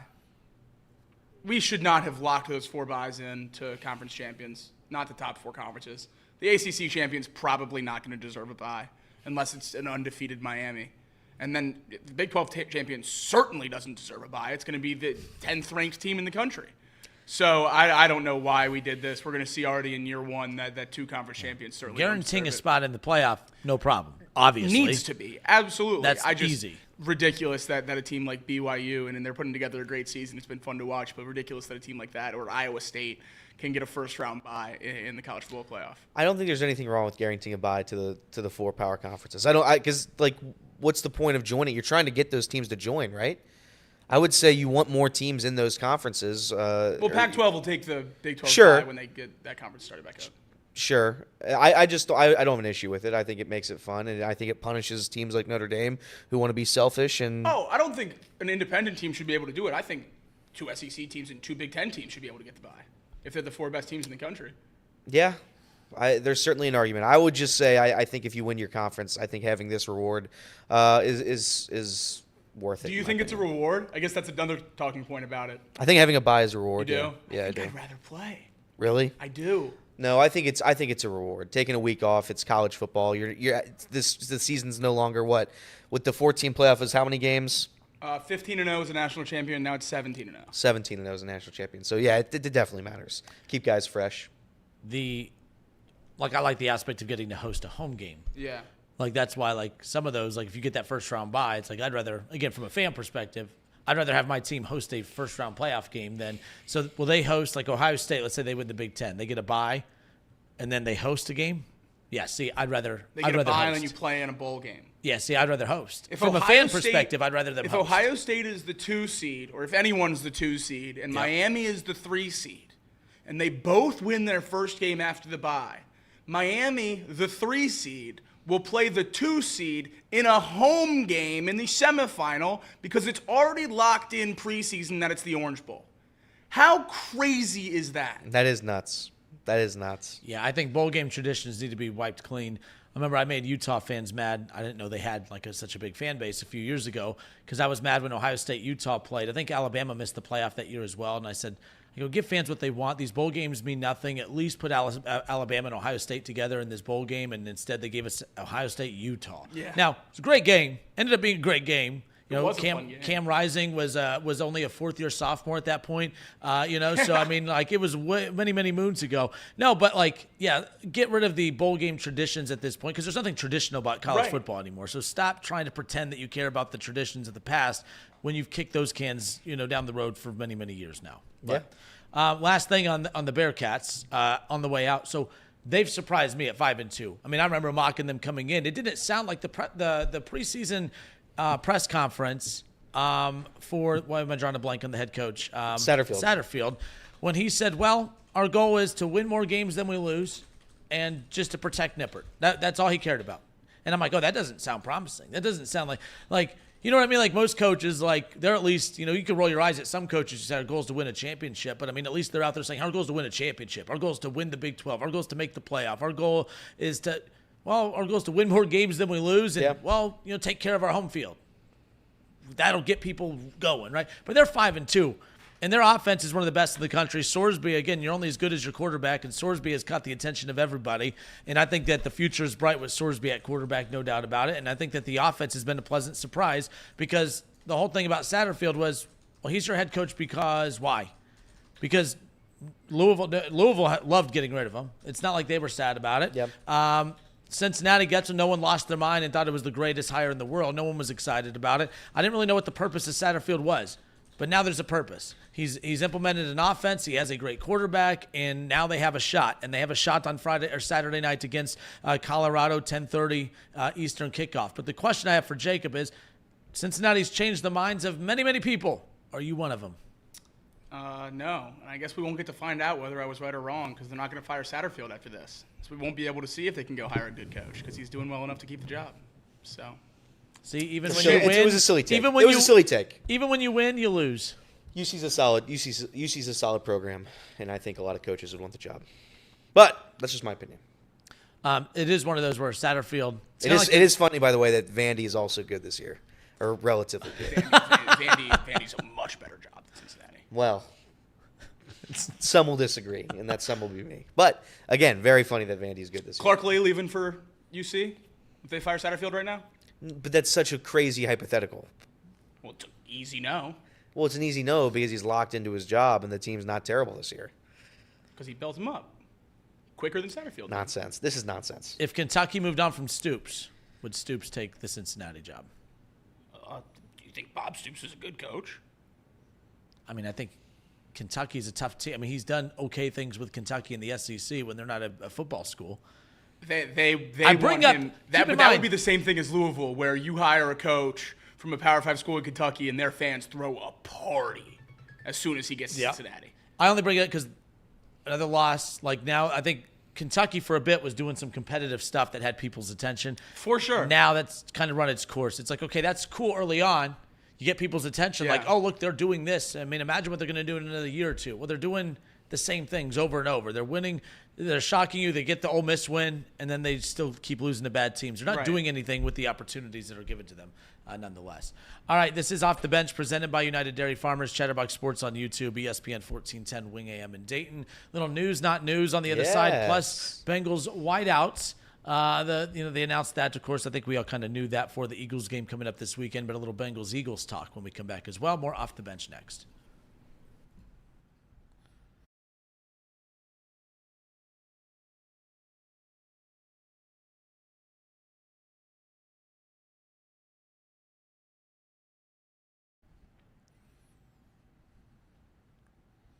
Oh, we are back. Off the Bench, presented by United Dairy Farmers. Oh, whoa. I just saw Spot Track release the 2025 cap space for every NFL team for next season. Ooh. Thought that was interesting just right off the bat. We don't have to go too deep into it. But let's see the Browns. The Browns right now, minus $4.8 million heading into next year. And you can laugh, but guess what? I guarantee you by the time free agency starts, they'll probably have 40 to 50 to spend because that's what they Unless you cut always Deshaun. Do. What's that? Unless you cut Deshaun. Which I don't think that they will. They're going to need him because I think the insurance, they get $2.5 million towards the cap for every game that he misses next season.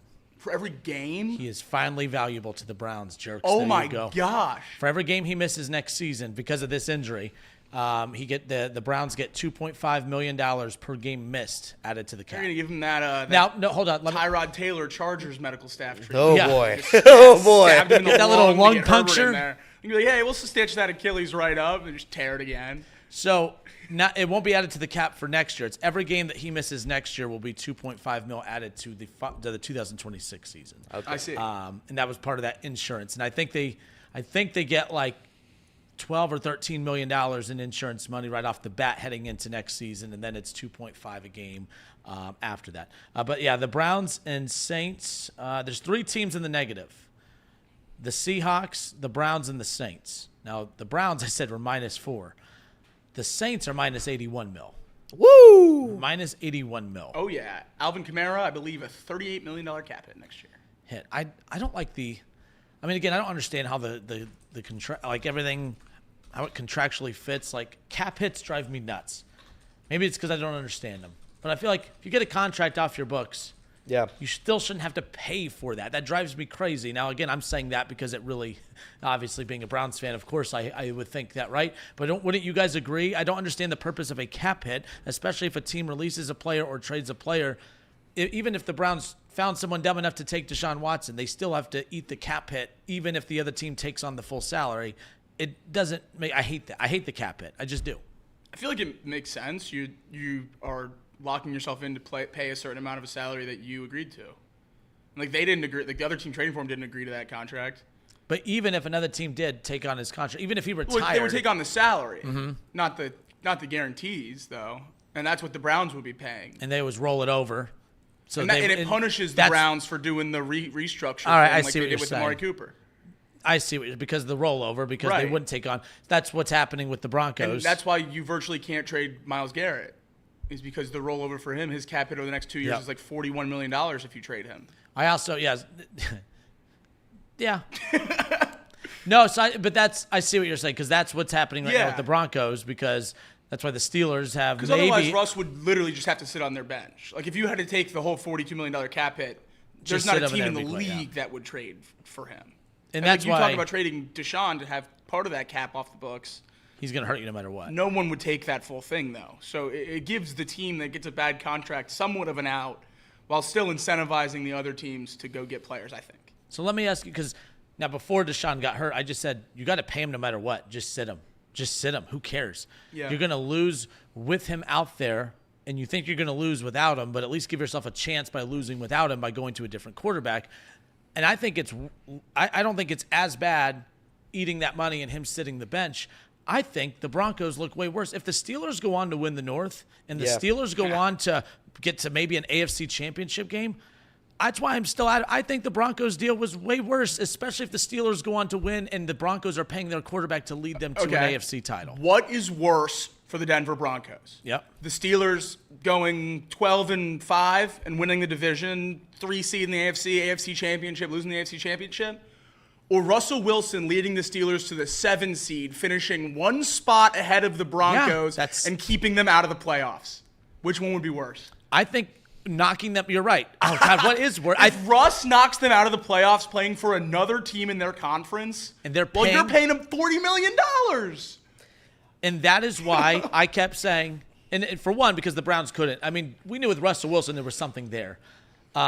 Even the noise with Deshaun, from a skill perspective, he has shown that there's nothing there. Like at least last year when Russell Wilson came back for the second year, he threw for over 3,000 yards, threw for 28 touchdowns. There was, I think 65% completion percentage. There was something to work with there. There's nothing to work with Deshaun, so no one was going to take that on to begin with. But yeah, I still feel like I don't think it's being talked about enough. I know it was only one game, but if Russ and Pickens become a nice little 1-2 punch and the Steelers go at a Mike Williams or someone at the deadline, and I do believe, and I'm putting a lot of stock into that one game. If that is the Steelers from the other night, they're winning the North. I don't care how good the Ravens look. I'm still picking the Steelers over the Ravens because the Ravens' defense is still not very good. I don't care what anybody says. Yeah. I'm surprised. I say that Baker kind of threw a couple picks last night. I completely get that. But Baker has those games. I've been saying that all along. But with that, though, I still think Denver deserves way more criticism as far as that goes. Again, but Russ is likable and doesn't have all these allegations and isn't a scummy human being. So that's why I do always link them together. Yeah. To be fair, I always say say Carolina, Denver, Cleveland as the 3 worst. Oh, no doubt. Quarterback deals of all time. That's my weird argument. It's not the worst. It's the second worst. It's the second worst. All right. It's such an argument on my end. No, the team with the most cap for next year, because it's a weave. This is what we're coming back to the middle. Bring it back in. The Patriots have $132 million to spend for next season. Now, don't look now, but and I guess you are looking now because we just told you what their cap number was. The Bears picked one last year. Got a quarterback, overhauled their roster with the most cap space in the league, and are now, if you're not a Bears fan, you at least admit that they're in the mix for the NFC wildcard. Like they're fighting for a playoff spot in the NFC, the superior conference this year, after 1 year with over $150 million in cap space and a new quarterback. The Patriots already have their quarterback. Yeah. He looks pretty good so far, Drake May. Very good. They're going to be picking 1, 2, or 3, and they're not going to have to use it on a quarterback. Whether that's Travis Hunter or a lot of draft capital for someone else to draft a quarterback, I'm not entirely sure. But the Patriots are going to come out of draft night much better than they do going into it. And then they're going to have more cap space than anyone in the league to overhaul that roster. In a division where who knows what's going on with Miami. Tua's coming back to play this week, not wearing a Guardian cap. We'll see what happens there. Obviously praying for the best, but we know what's happened in his career before. Yep. Would tend to say the odds lean to him getting hurt again. Aaron Rodgers in New York with the Jets. Are they good right now? Much less how long do they have left with him? So I don't know what to expect there. Very confident in the Bills. They're going to be good as long as Josh Allen's there. Yeah. But are we so sure that the Patriots aren't going to be 2 or fighting for the AFC East next year? Like, they're a bad team this year, but they have some solid defensive pieces. Christian Gonzalez might be one of the best young corners in all of football. Drake May looks good. You're going to have good draft capital. You're going to have a ton of funds in the offseason to go make splashes. Robert Kraft's willing to spend on positions of need.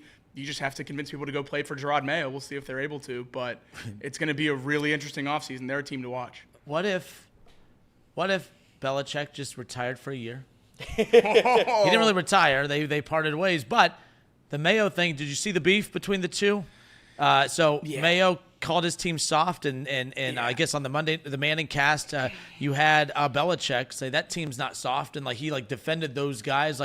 You almost wonder if Belichick's I'm not going to Cincinnati. I'm not going to go to Las Vegas, although Las Vegas is fun, but that roster's Now he sees, look at a team with $132 million cap space, Drake May, that I finally would have my quarterback. That would be crazy. Wouldn't it be wild if Belichick goes back to New England? It's not that crazy because the players seem to not be playing well for Mayo. I don't think him and Kraft are necessarily the tightest of buddy friends. I don't know that he would go back to New England without front office control, and I don't think they'd give it back to him.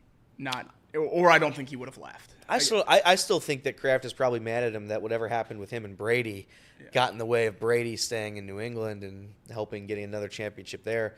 I think there's deep problems that go with Bill Belichick, Kraft, and Brady. Do you still think Bill's going to coach next year? Because I don't anymore. Yeah, I do. You do? Yeah, I do. I think he's going to try to stay active. I think he's going to try to stay in the league. He was in a pumpkin patch this weekend with his 22-year-old girlfriend. Yeah, he needs to find a sitter, and he'll have plenty of time. I think he would rather be coaching? I'm going to be honest. I wouldn't rather be coaching. That stuff's very strange to me. But I saw a tweet, and it was very funny. I mean, he's 50 years older. He's 50 years older than How would you feel if you were Steve? Steve Belichick, defensive coordinator for the Washington Huskies, Bill's son, coached with him on the staff in New England. Think your pops ever took you to a pumpkin patch? No, probably not. He's probably coaching an NFL football team, but he's there with Sally, his 20-year-old girlfriend. Probably not. Yeah, that situation. Twist the knife. Man, that situation's weird. She has a little balloon animal tied around her head. It's just she's like she's holding the cotton candy and the caramel apple, and they're holding hands, just walking around. Love is love unless there's a 50-year age gap. I think there might be a little bit of an issue there. But to each their own. Good for Bill. I guess whatever. No, good for Bill. Yeah, no, I am strongly in good for Bill here. Yeah. I don't know why people make fun of the old man. No. Make fun of the woman. Hey, we know what your role is. She's getting what she wants. Kenner. He's getting what she wants. She calls him, his nickname is Investment. That's what his nickname is, like, for her. Like, it is what it is. It's just so strange to me. I've never understood that stuff, and I'll never understand it. But 50 years. Bill, how old's Steve Belichick? Let's take a gander. The power has to be 30 years older than her, right? The power of the goog. Do we know how old she is for sure? I think they said 24. 24? Yeah. Steve is 37. Nice, dude. So he could be her dad. I mean, brutal situation. Woof. But yes, I do think Bill Belichick will be back. I think there's a team that would want Bill Belichick. Oh, that's not what I'm saying. I think there'll absolutely be teams that want Bill Belichick. I'm just not so sure he's not happier doing what he's doing now. I'm sure. That's what I'm saying. No, I'm not because saying I don't teams aren't going to make the call. I think he's been good with like the Manning cast stuff. I think he's been good on air. So maybe he finds a little bit of a passion there, but I still think he wouldn't be doing all this if he didn't want a way back in. I think usually they go the media route, and they're like, all right, we'll just keep our name active, keep our name floating around until it's time to get called back into action. I think eventually he's going to get called back. He's good, too. Yeah. He's actually very entertaining. I meant good. Like, of course, he's a good he's very good at this media thing. I find him very entertaining, and I love that he doesn't hold back. He takes shots at the Jets owner. He called out Mayo because he's not calling anyone out. He's just being Bill. And I've always said that when people make fun of some of these former players or coaches, if they're not the most fluid when it comes to media, it's like the network didn't hire them to be media people. They hired Bill Belichick to be Bill Belichick. Yeah. I think both of the coaches doing their first year in media are doing a really good job. Yep. Saban and Bill. I think who's both also killing it. Former Falcons quarterback? Matt Ryan. Matt Ryan's actually really good too.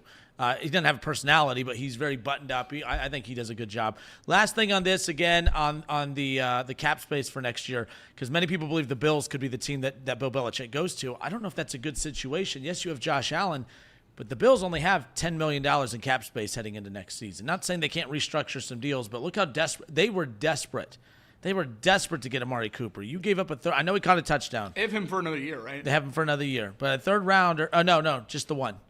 They restructured the deal. It was a one-year contract. Now, I don't know if they restructured something for him in the Bills when he got there. But as far as the Bengals, as of right now, $65.9 million. However, that number will be bigger because the Bengals, what was the criticism of them coming in, that they had 20 more to spend at 40? Something like that. That rolls over. So there'll be a big chunk right there. But again, with a lot of that going to be going towards the contract, or at least in some capacity, for Jamar Chase. But so the Patriots have the most at 132, the Raiders 123, and the team to look out for, a team that I would be putting money on to represent the NFC in the Super Bowl next year. The Washington Commanders have $121 million to spend heading into next season. Look out. That's my T. Higgins destination if I had to guess. I think so. I do think so. Because they have the money to spend and the quarterback and the chance to win. If I'm T. Higgins, I don't think there's another opportunity that's like that. Houston, I would have said Houston if they wouldn't have got Diggs this past offseason. Houston's another one. So T. Higgins, if he stays in the AFC, I would say Houston or the Commanders. But maybe the Patriots. I don't know. Drake May. I think he wants to go win right away, though, and I think the Commanders and Texans provide that for T. Higgins. I don't know how much success the Patriots are going to have on the open free agent market, if I'm going to be completely honest. I just don't know how many people want to go play in that part of the country in a rebuild. I think the only reason we saw marquee free agents go there was because of Tom Brady and Bill Belichick. We'll see what happens because obviously money talks. Maybe they overpay for some people. I mean, that's how the Jags kind of jump-started. I know it's not going great right now, but that's how they kind of jump-started their rebuild. They overpaid for a few guys, got them to come there, and then people started to want to come there, at least for a few years. So maybe that's what they'll do. But unless Drake May can really burn it down and prove that he's really, really good, or at least on par with Caleb and Jaden, which so far he looks really good. But we'll see. Obviously, those two have separated themselves. I don't know how much weapons are going to want to go to New England right away. That might have to be a draft thing, in which case when they draft Travis Hunter, if they draft Travis Hunter, start asking where he plays, or does he play both? Yep. And again, you go to the Patriots, he'll probably have the power to do so. Because any other, like you go to Kansas City, they're like, no, you're going to do what we say to do. He would be the number one wide receiver on that roster and the number 2 corner. And we don't know if that's good or bad, though. Yeah. Like, it's one thing if you're a complimentary good corner and a complimentary good wide receiver, but to go be the number 1 receiver or the number 1 corner is different. A sneaky team for T. Higgins as well that I'll throw out there is the Chargers. The Chargers have close to $80 million. The Chargers have close to $80 million. They're going to sign a receiver. You have close to $80 million. You have the quarterback. You have the guys on defense. I think they're going to do a lot. They're going to put a lot of the draft focus on defense, and I think they're going to probably use the majority of that money to provide Herbert with some help in year 2 of the Harbaugh run. But yeah, I'm looking through some of these. Obviously, I mean, your usual the Cowboys and others for T. Higgins make some sense, but I would throw. And then let me ask you: we know Jamar Chase, if he was a free agent, he wouldn't touch Kansas City. But if you're T. Higgins and you could choose to go somewhere, Rashee Rice is obviously the number 1 guy in Kansas City when he's out there. The Chiefs have $30 million to spend. I mean, like, I wonder if Kansas City's a legit option for T. Higgins. I don't think the Chiefs are going to deviate from their current plan because it continues to work. And I think paying a wide receiver $25 to $30 million a year would be a massive deviate. Because if you were going to do that, that's basically what Tyreek Hill got right after he left. I mean, obviously, it's been restructured and everything's changed since then, but he was right on that doorstep of 30 right when he left Kansas City, and you didn't want to pay that. Obviously, cap's changed since then. Wide receiver contracts have changed since then. But I would be very surprised if the Chiefs pay top market value for a wide receiver anytime in the near future without something going horribly wrong. The things I would point to for the Chiefs right now is the 2 wide receivers in Tennessee. I would expect one of them to be in Kansas City in the next few weeks. That's DeAndre Hopkins and Calvin Ridley. I think they're both going to be moved, and I bet one of them ends up in Kansas City in the next few weeks. And I think Tyler Boyd's probably going to be moved too. So I don't know where he's going to go, but I wouldn't mind him in street clothes walking around the sidelines here inactive for every game. If we have to have a receiver inactive, might as well be Vibes guy Tyler Boyd. That'd be pretty cool. Kansas City, Dan Orsini, a little bit ago, said that the Rams are open to moving on from Cooper Kupp and that the Chiefs could be a potential landing spot. That would make me puke. The Rams moving on. The Rams don't want to move him to somewhere in the NFC. The Chiefs have been burned by that because Tennessee doesn't want to probably help the Chiefs. The Bengals, if they had to move, like, because we did the whole what if scenario, if they had lost to the Browns, would they shop T at the deadline? No, that's no longer a scenario now. Like, the Bengals are fine, but no, they wouldn't move him to Kansas City. The Raiders were not going to move Devontae Adams to the Chiefs, and a lot of that is because teams in the AFC don't want to help the Chiefs, but the Chiefs aren't a threat to the Rams. Cooper Kupp has an out after this year too. So they wouldn't have to worry about any contract stuff in the future. Dead cap, zero cap out cut after this season. Jeez. Oh, that's painful. Oh, man, that stinks. My little Cooper Kupp. That would be very upsetting. We're out of time. How about that? I guaranteed a good show. Do you think we had a good show? Yeah. A little bit of a sloppy start, but, we got rolling. That's all right. We got rolling. But that wraps it up for us on the radio side. Thank you, everyone, for hanging out with us today. This has been Off the Bench, presented by United Dairy Farmers. On the radio side of things, you get 3 more hours with me, the Jocelyn Kinner Show, coming up next.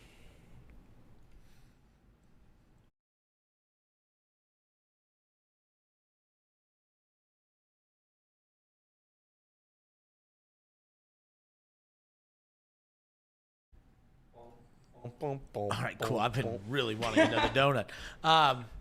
The whiteout jerseys with the Eagles coming up.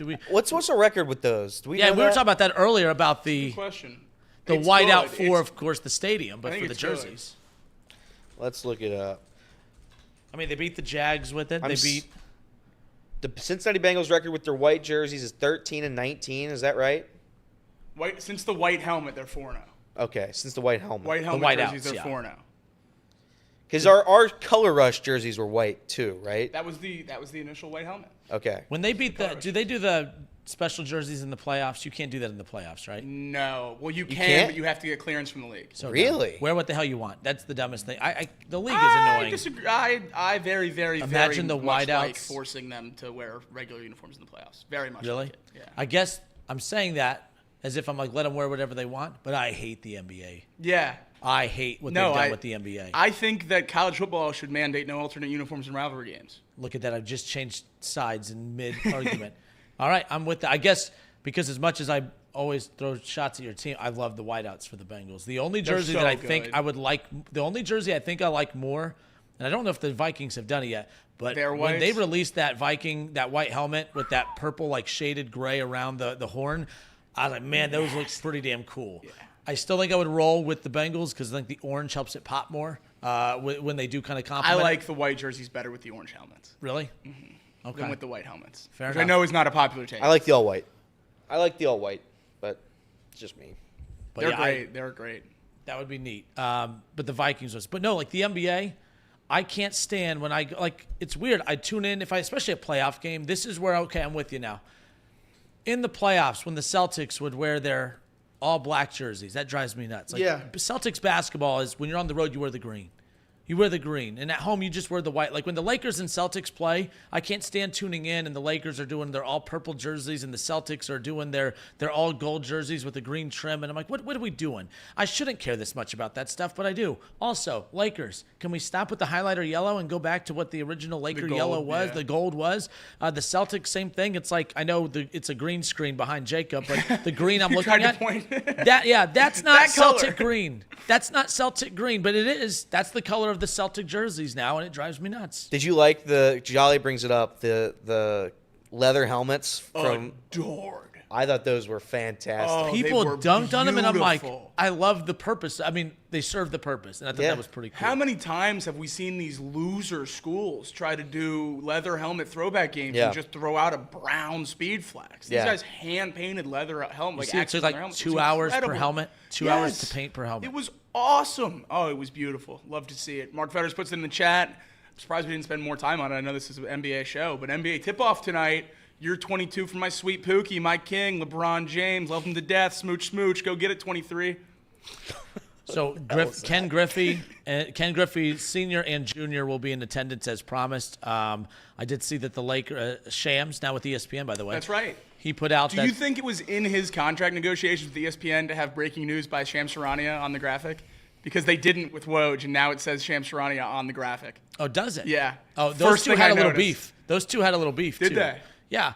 They would always go back and forth about how they worded certain things with breaking news. And I love it that. was always just what I hate when reporters do this. Like, let's say Mary Kay Cabot and I always go to Brown stuff, sorry, but she'll put breaking news, Deshaun stinks, blah, blah, blah. And then another reporter will be like, Sources are telling me. can confirm what Mary Kay Cabot said. It's like, what? Yeah. Like, we No, got that it is from very her. frustrating. It's like, okay, good, because I thought she was lying, but thank God that you fact-checked her. Like, I don't know. I find it weird. It's like, yep, I agree. I got the same report. Yep, she's telling the truth. Thank you. Everyone just Thank you wants for your to claim. service. Yeah, it drives me nuts. I hate when they do that. Is what it is. What the hell were we talking about? My ADD. Politics. NBA, yes. Oh, Oh, no. but no, yeah, we was talking about LeBron. So My sweet king, my Pookie, out there with his prince. he loves I saying can't Pookie. wait. So no, Shams said that the Lakers will play Bronny tonight with LeBron. And I think this is a cool little storyline. Don't get me wrong. I think it's great. Like Ken Griffey Jr. and Sr. will be there. But they're forcing this. This is why I can't get on board with it. If this was an organic, like Bronny is legit and Bronny earned the playing time, the guy was just straight garbage during preseason. He's not shooting 1% from three. He's shooting 0% from three. And by the way, that was, if you look at his draft profile coming in, the ability to shoot the three and play good defense. He's going to be a good role player. And I don't know what his role is other than being LeBron's son. So, yes, I guess 20, 30 years from now when we're looking back and like, oh, yeah, that time LeBron and Bronny played together. That's really cool. But right now in the moment, it feels so forced. It was just like when he was drafted. I didn't feel like everyone was doing such an emotional, great moment. I'm like, not really. This is uncomfortable. It feels forced. I actually cried. Oh, you cried? I cried. I Yeah, bet you when did that, for when old that name Pookie. came across the ticker and Bronny was drafted 55th overall to play with his father. I cried. Real tears. And he had no idea. Had a whole watch He had no party. idea. As most people do. He was for shocked. as most people do for the last pick in the draft. They hold a big draft Whoa, party. whoa. There were 5 picks after him. Okay. I think if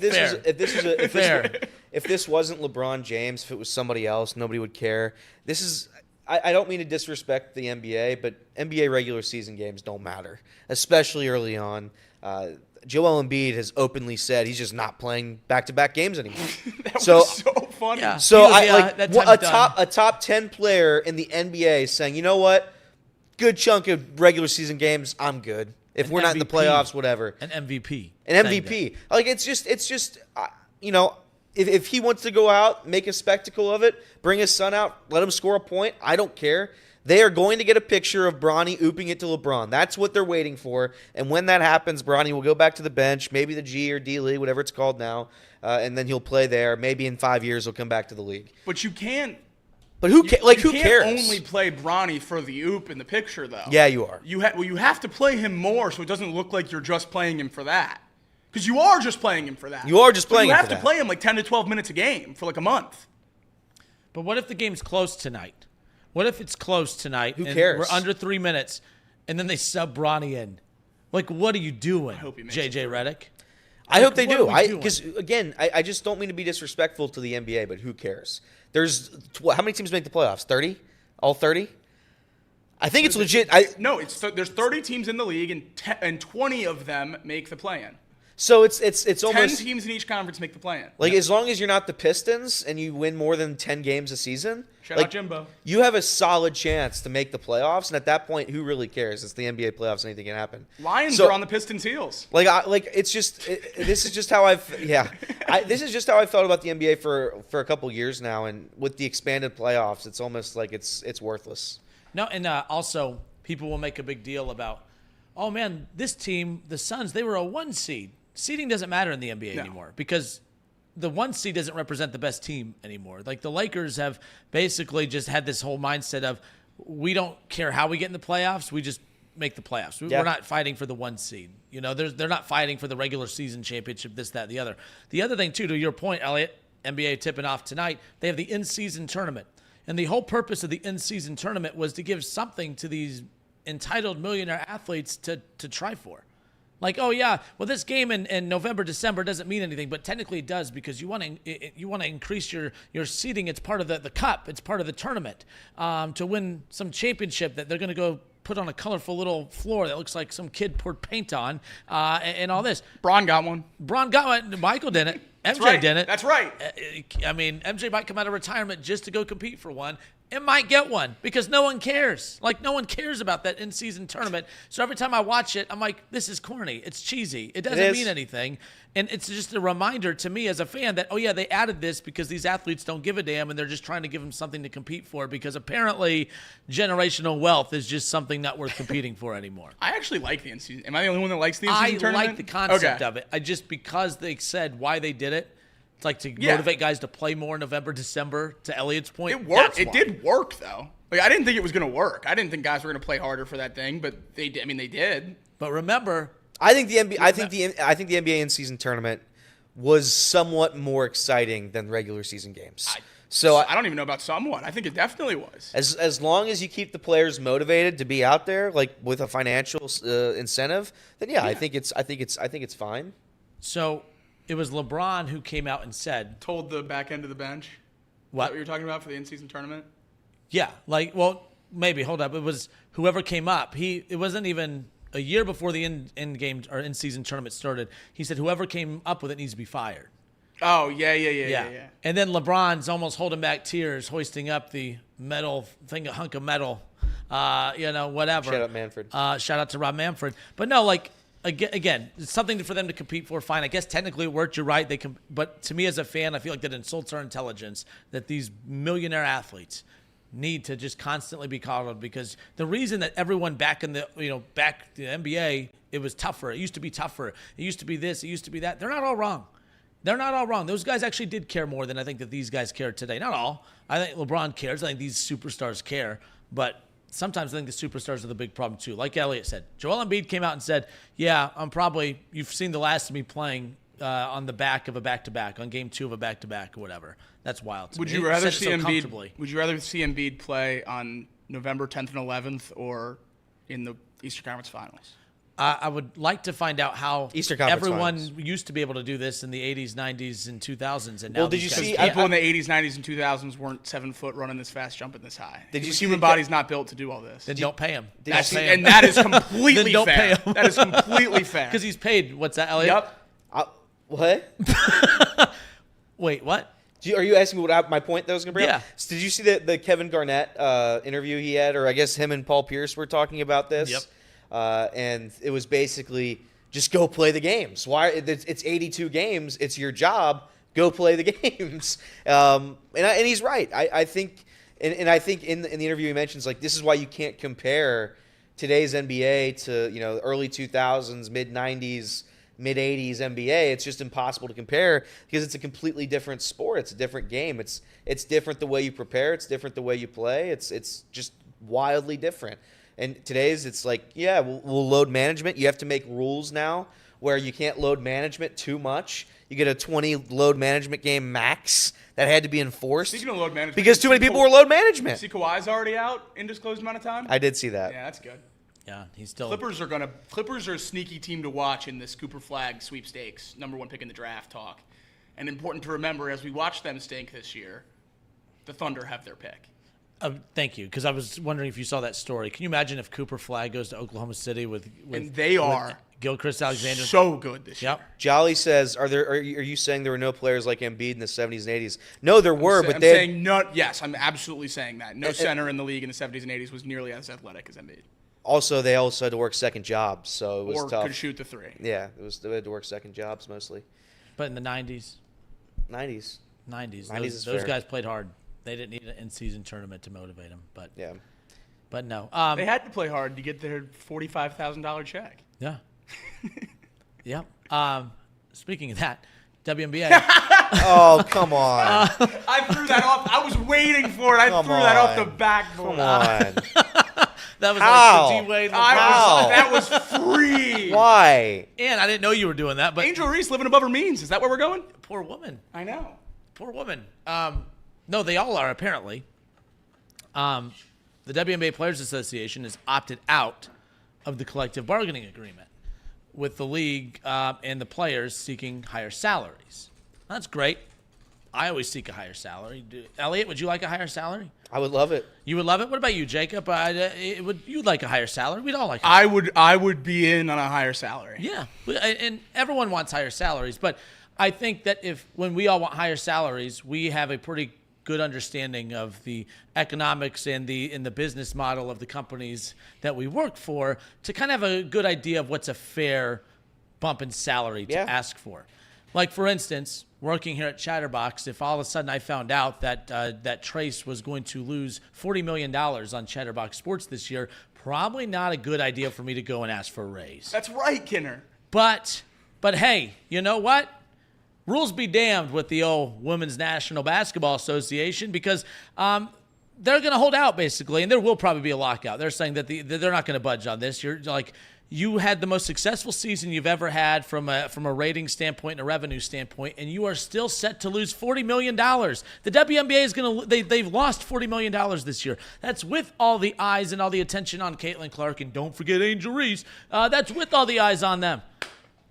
I get why you want to go ask for higher salaries, this, that, and the other, but at the same time, it's just what people have always missed on this entire thing. It's not, because you're a woman, we're paying you less. It's because no one watches your damn sport. That's right. And the first time in 30 years that someone did watch the sport, now you want all of a sudden get back pay? I don't understand how this works. This isn't child support. Ladies win that all the time, too, by the way. Just saying. That's another war that we as men lose all the time. I'm just saying. We're down a rabbit hole now. I don't think we're bouncing out of this one. The WNBA lost $40 million, and you're asking for a bump in pay. What are we doing? What are we doing? A very similar thing that happened with men's and women's U.S. soccer a few years ago, where they asked for the same percentage of pay. And the NBA players' salaries make up roughly 51% of all basketball revenue for the association. So if we match that up, WNBA players will have to pay the NBA about $20 million each season. So let's shake hands. Let's go. Let's get it done. You want to be paid the same as men? 50% of your league's revenue goes to you, minus $20 million out of your pocket. I hope there is a holdout, and I hope that Caitlin Clark calls up Ice Cube, friend of Chatterbox, by the way. He's been a guest. I hope that Caitlin calls Ice Cube, friend of Chatterbox, and says, "Hey, remember that? Was it 5 or 10 mil? It's 10 mil to go play 5 games or something crazy? Yeah, Caitlin will be just fine. So it's the smart thing to ask. But no, you have to be. You Elliot, have to make money to get paid more money. You have to understand I'm the not landscape saying you of that. don't, but it's the league's going to be there. It's not like the league's going to disband and you're getting new TV deals. The league is charity. I don't know what it is, but you'd be unwise to not ask for more money. It's just how businesses operate. The WNBA, despite losing money this season, has still seen more growth than it's ever had in its history. Well, yeah, no, I don't blame them for asking. That's what I'm saying. That's what I'm saying. You just got to ask. Once you look at the numbers and realize you're still hemorrhaging funds and you don't exist without the charity of the NBA, then maybe you should be like, well, maybe I understand why I'm not getting paid a lot. I'm sure they all understand what's going on. I don't think they do. Not sure. I don't think they do. I'm not sure they all understand why they get paid so little. Yeah. I just think, why not ask? It's free. It's a free ask. You got just ask. They can say no. Just say. Oh, they can't, because if you say no, we're not going to play. No. Yeah. If you say no, we're not going to play. Okay. They're like, great. You're saving us money. In fact, the WNBA might come out. They might make money. If they hold out the whole season, it might be the first time the WNBA's ever made the league money. I think that would statistically be correct. And this isn't hating. This is all based on facts. There's a lot of times when people just make jokes and inappropriate comments, and it's all based off just being a moron. No, all of this is based off facts. The league has never generated $1. And even this is the most successful season they've ever had, you lost $40 million. Not an opinion. That's a fact. I don't know. We'll see. Because the other part of it, too, the league got, really good television rights deals. But, even with that, it's still, I don't know, is what it is. But Trump or Kamala, who are you going to vote for, Elliot? That's a good show today. That's a good way to end it. But when does that – so we got – how many days until that? November 5th. Can't wait till that's done. What, the 5th? Is it the 5th? November 5th, baby. First college football playoff rankings, NFL trade deadline, and election. All the same day. Big day. Cannot wait till that's over with. I know, the trade deadline. Just get it over with. I know. Yeah, that's it. By the way, you didn't talk about your New York Yankees are playing your Los Angeles Dodgers in the World Series. I think they should. I've seen. They should demand more money. They should just request more money. They do demand more money. It's Major League Baseball, and they're getting paid $200 trillion to play. And they make money. I listen. People are saying, I'm not watching this. I'm probably not going to watch it just because I'm not interested in seeing the two richest teams duel it out over who can be richer. I will say, though, there's a lot of cool storylines. I mean, Aaron Judge winning a World Series is fun to me. I think Shohei Ohtani winning a World Series, fun to me. I think there are certainly Luke Weaver winning a World Series. That would be fun. I'm probably not going to watch it just because I despise both of these franchises. I hate them both. But I do think that there won't be some weird, crazy boycott. It'll be probably the most watched World Series maybe of all time. I would say the last 10 to 15 years for sure. Yeah, I just saw that that's become a popular take where we're all vetoing. It's I am going to veto it. I'm probably not going to watch a ton of this because I have no interest in it personally. I have no stakes.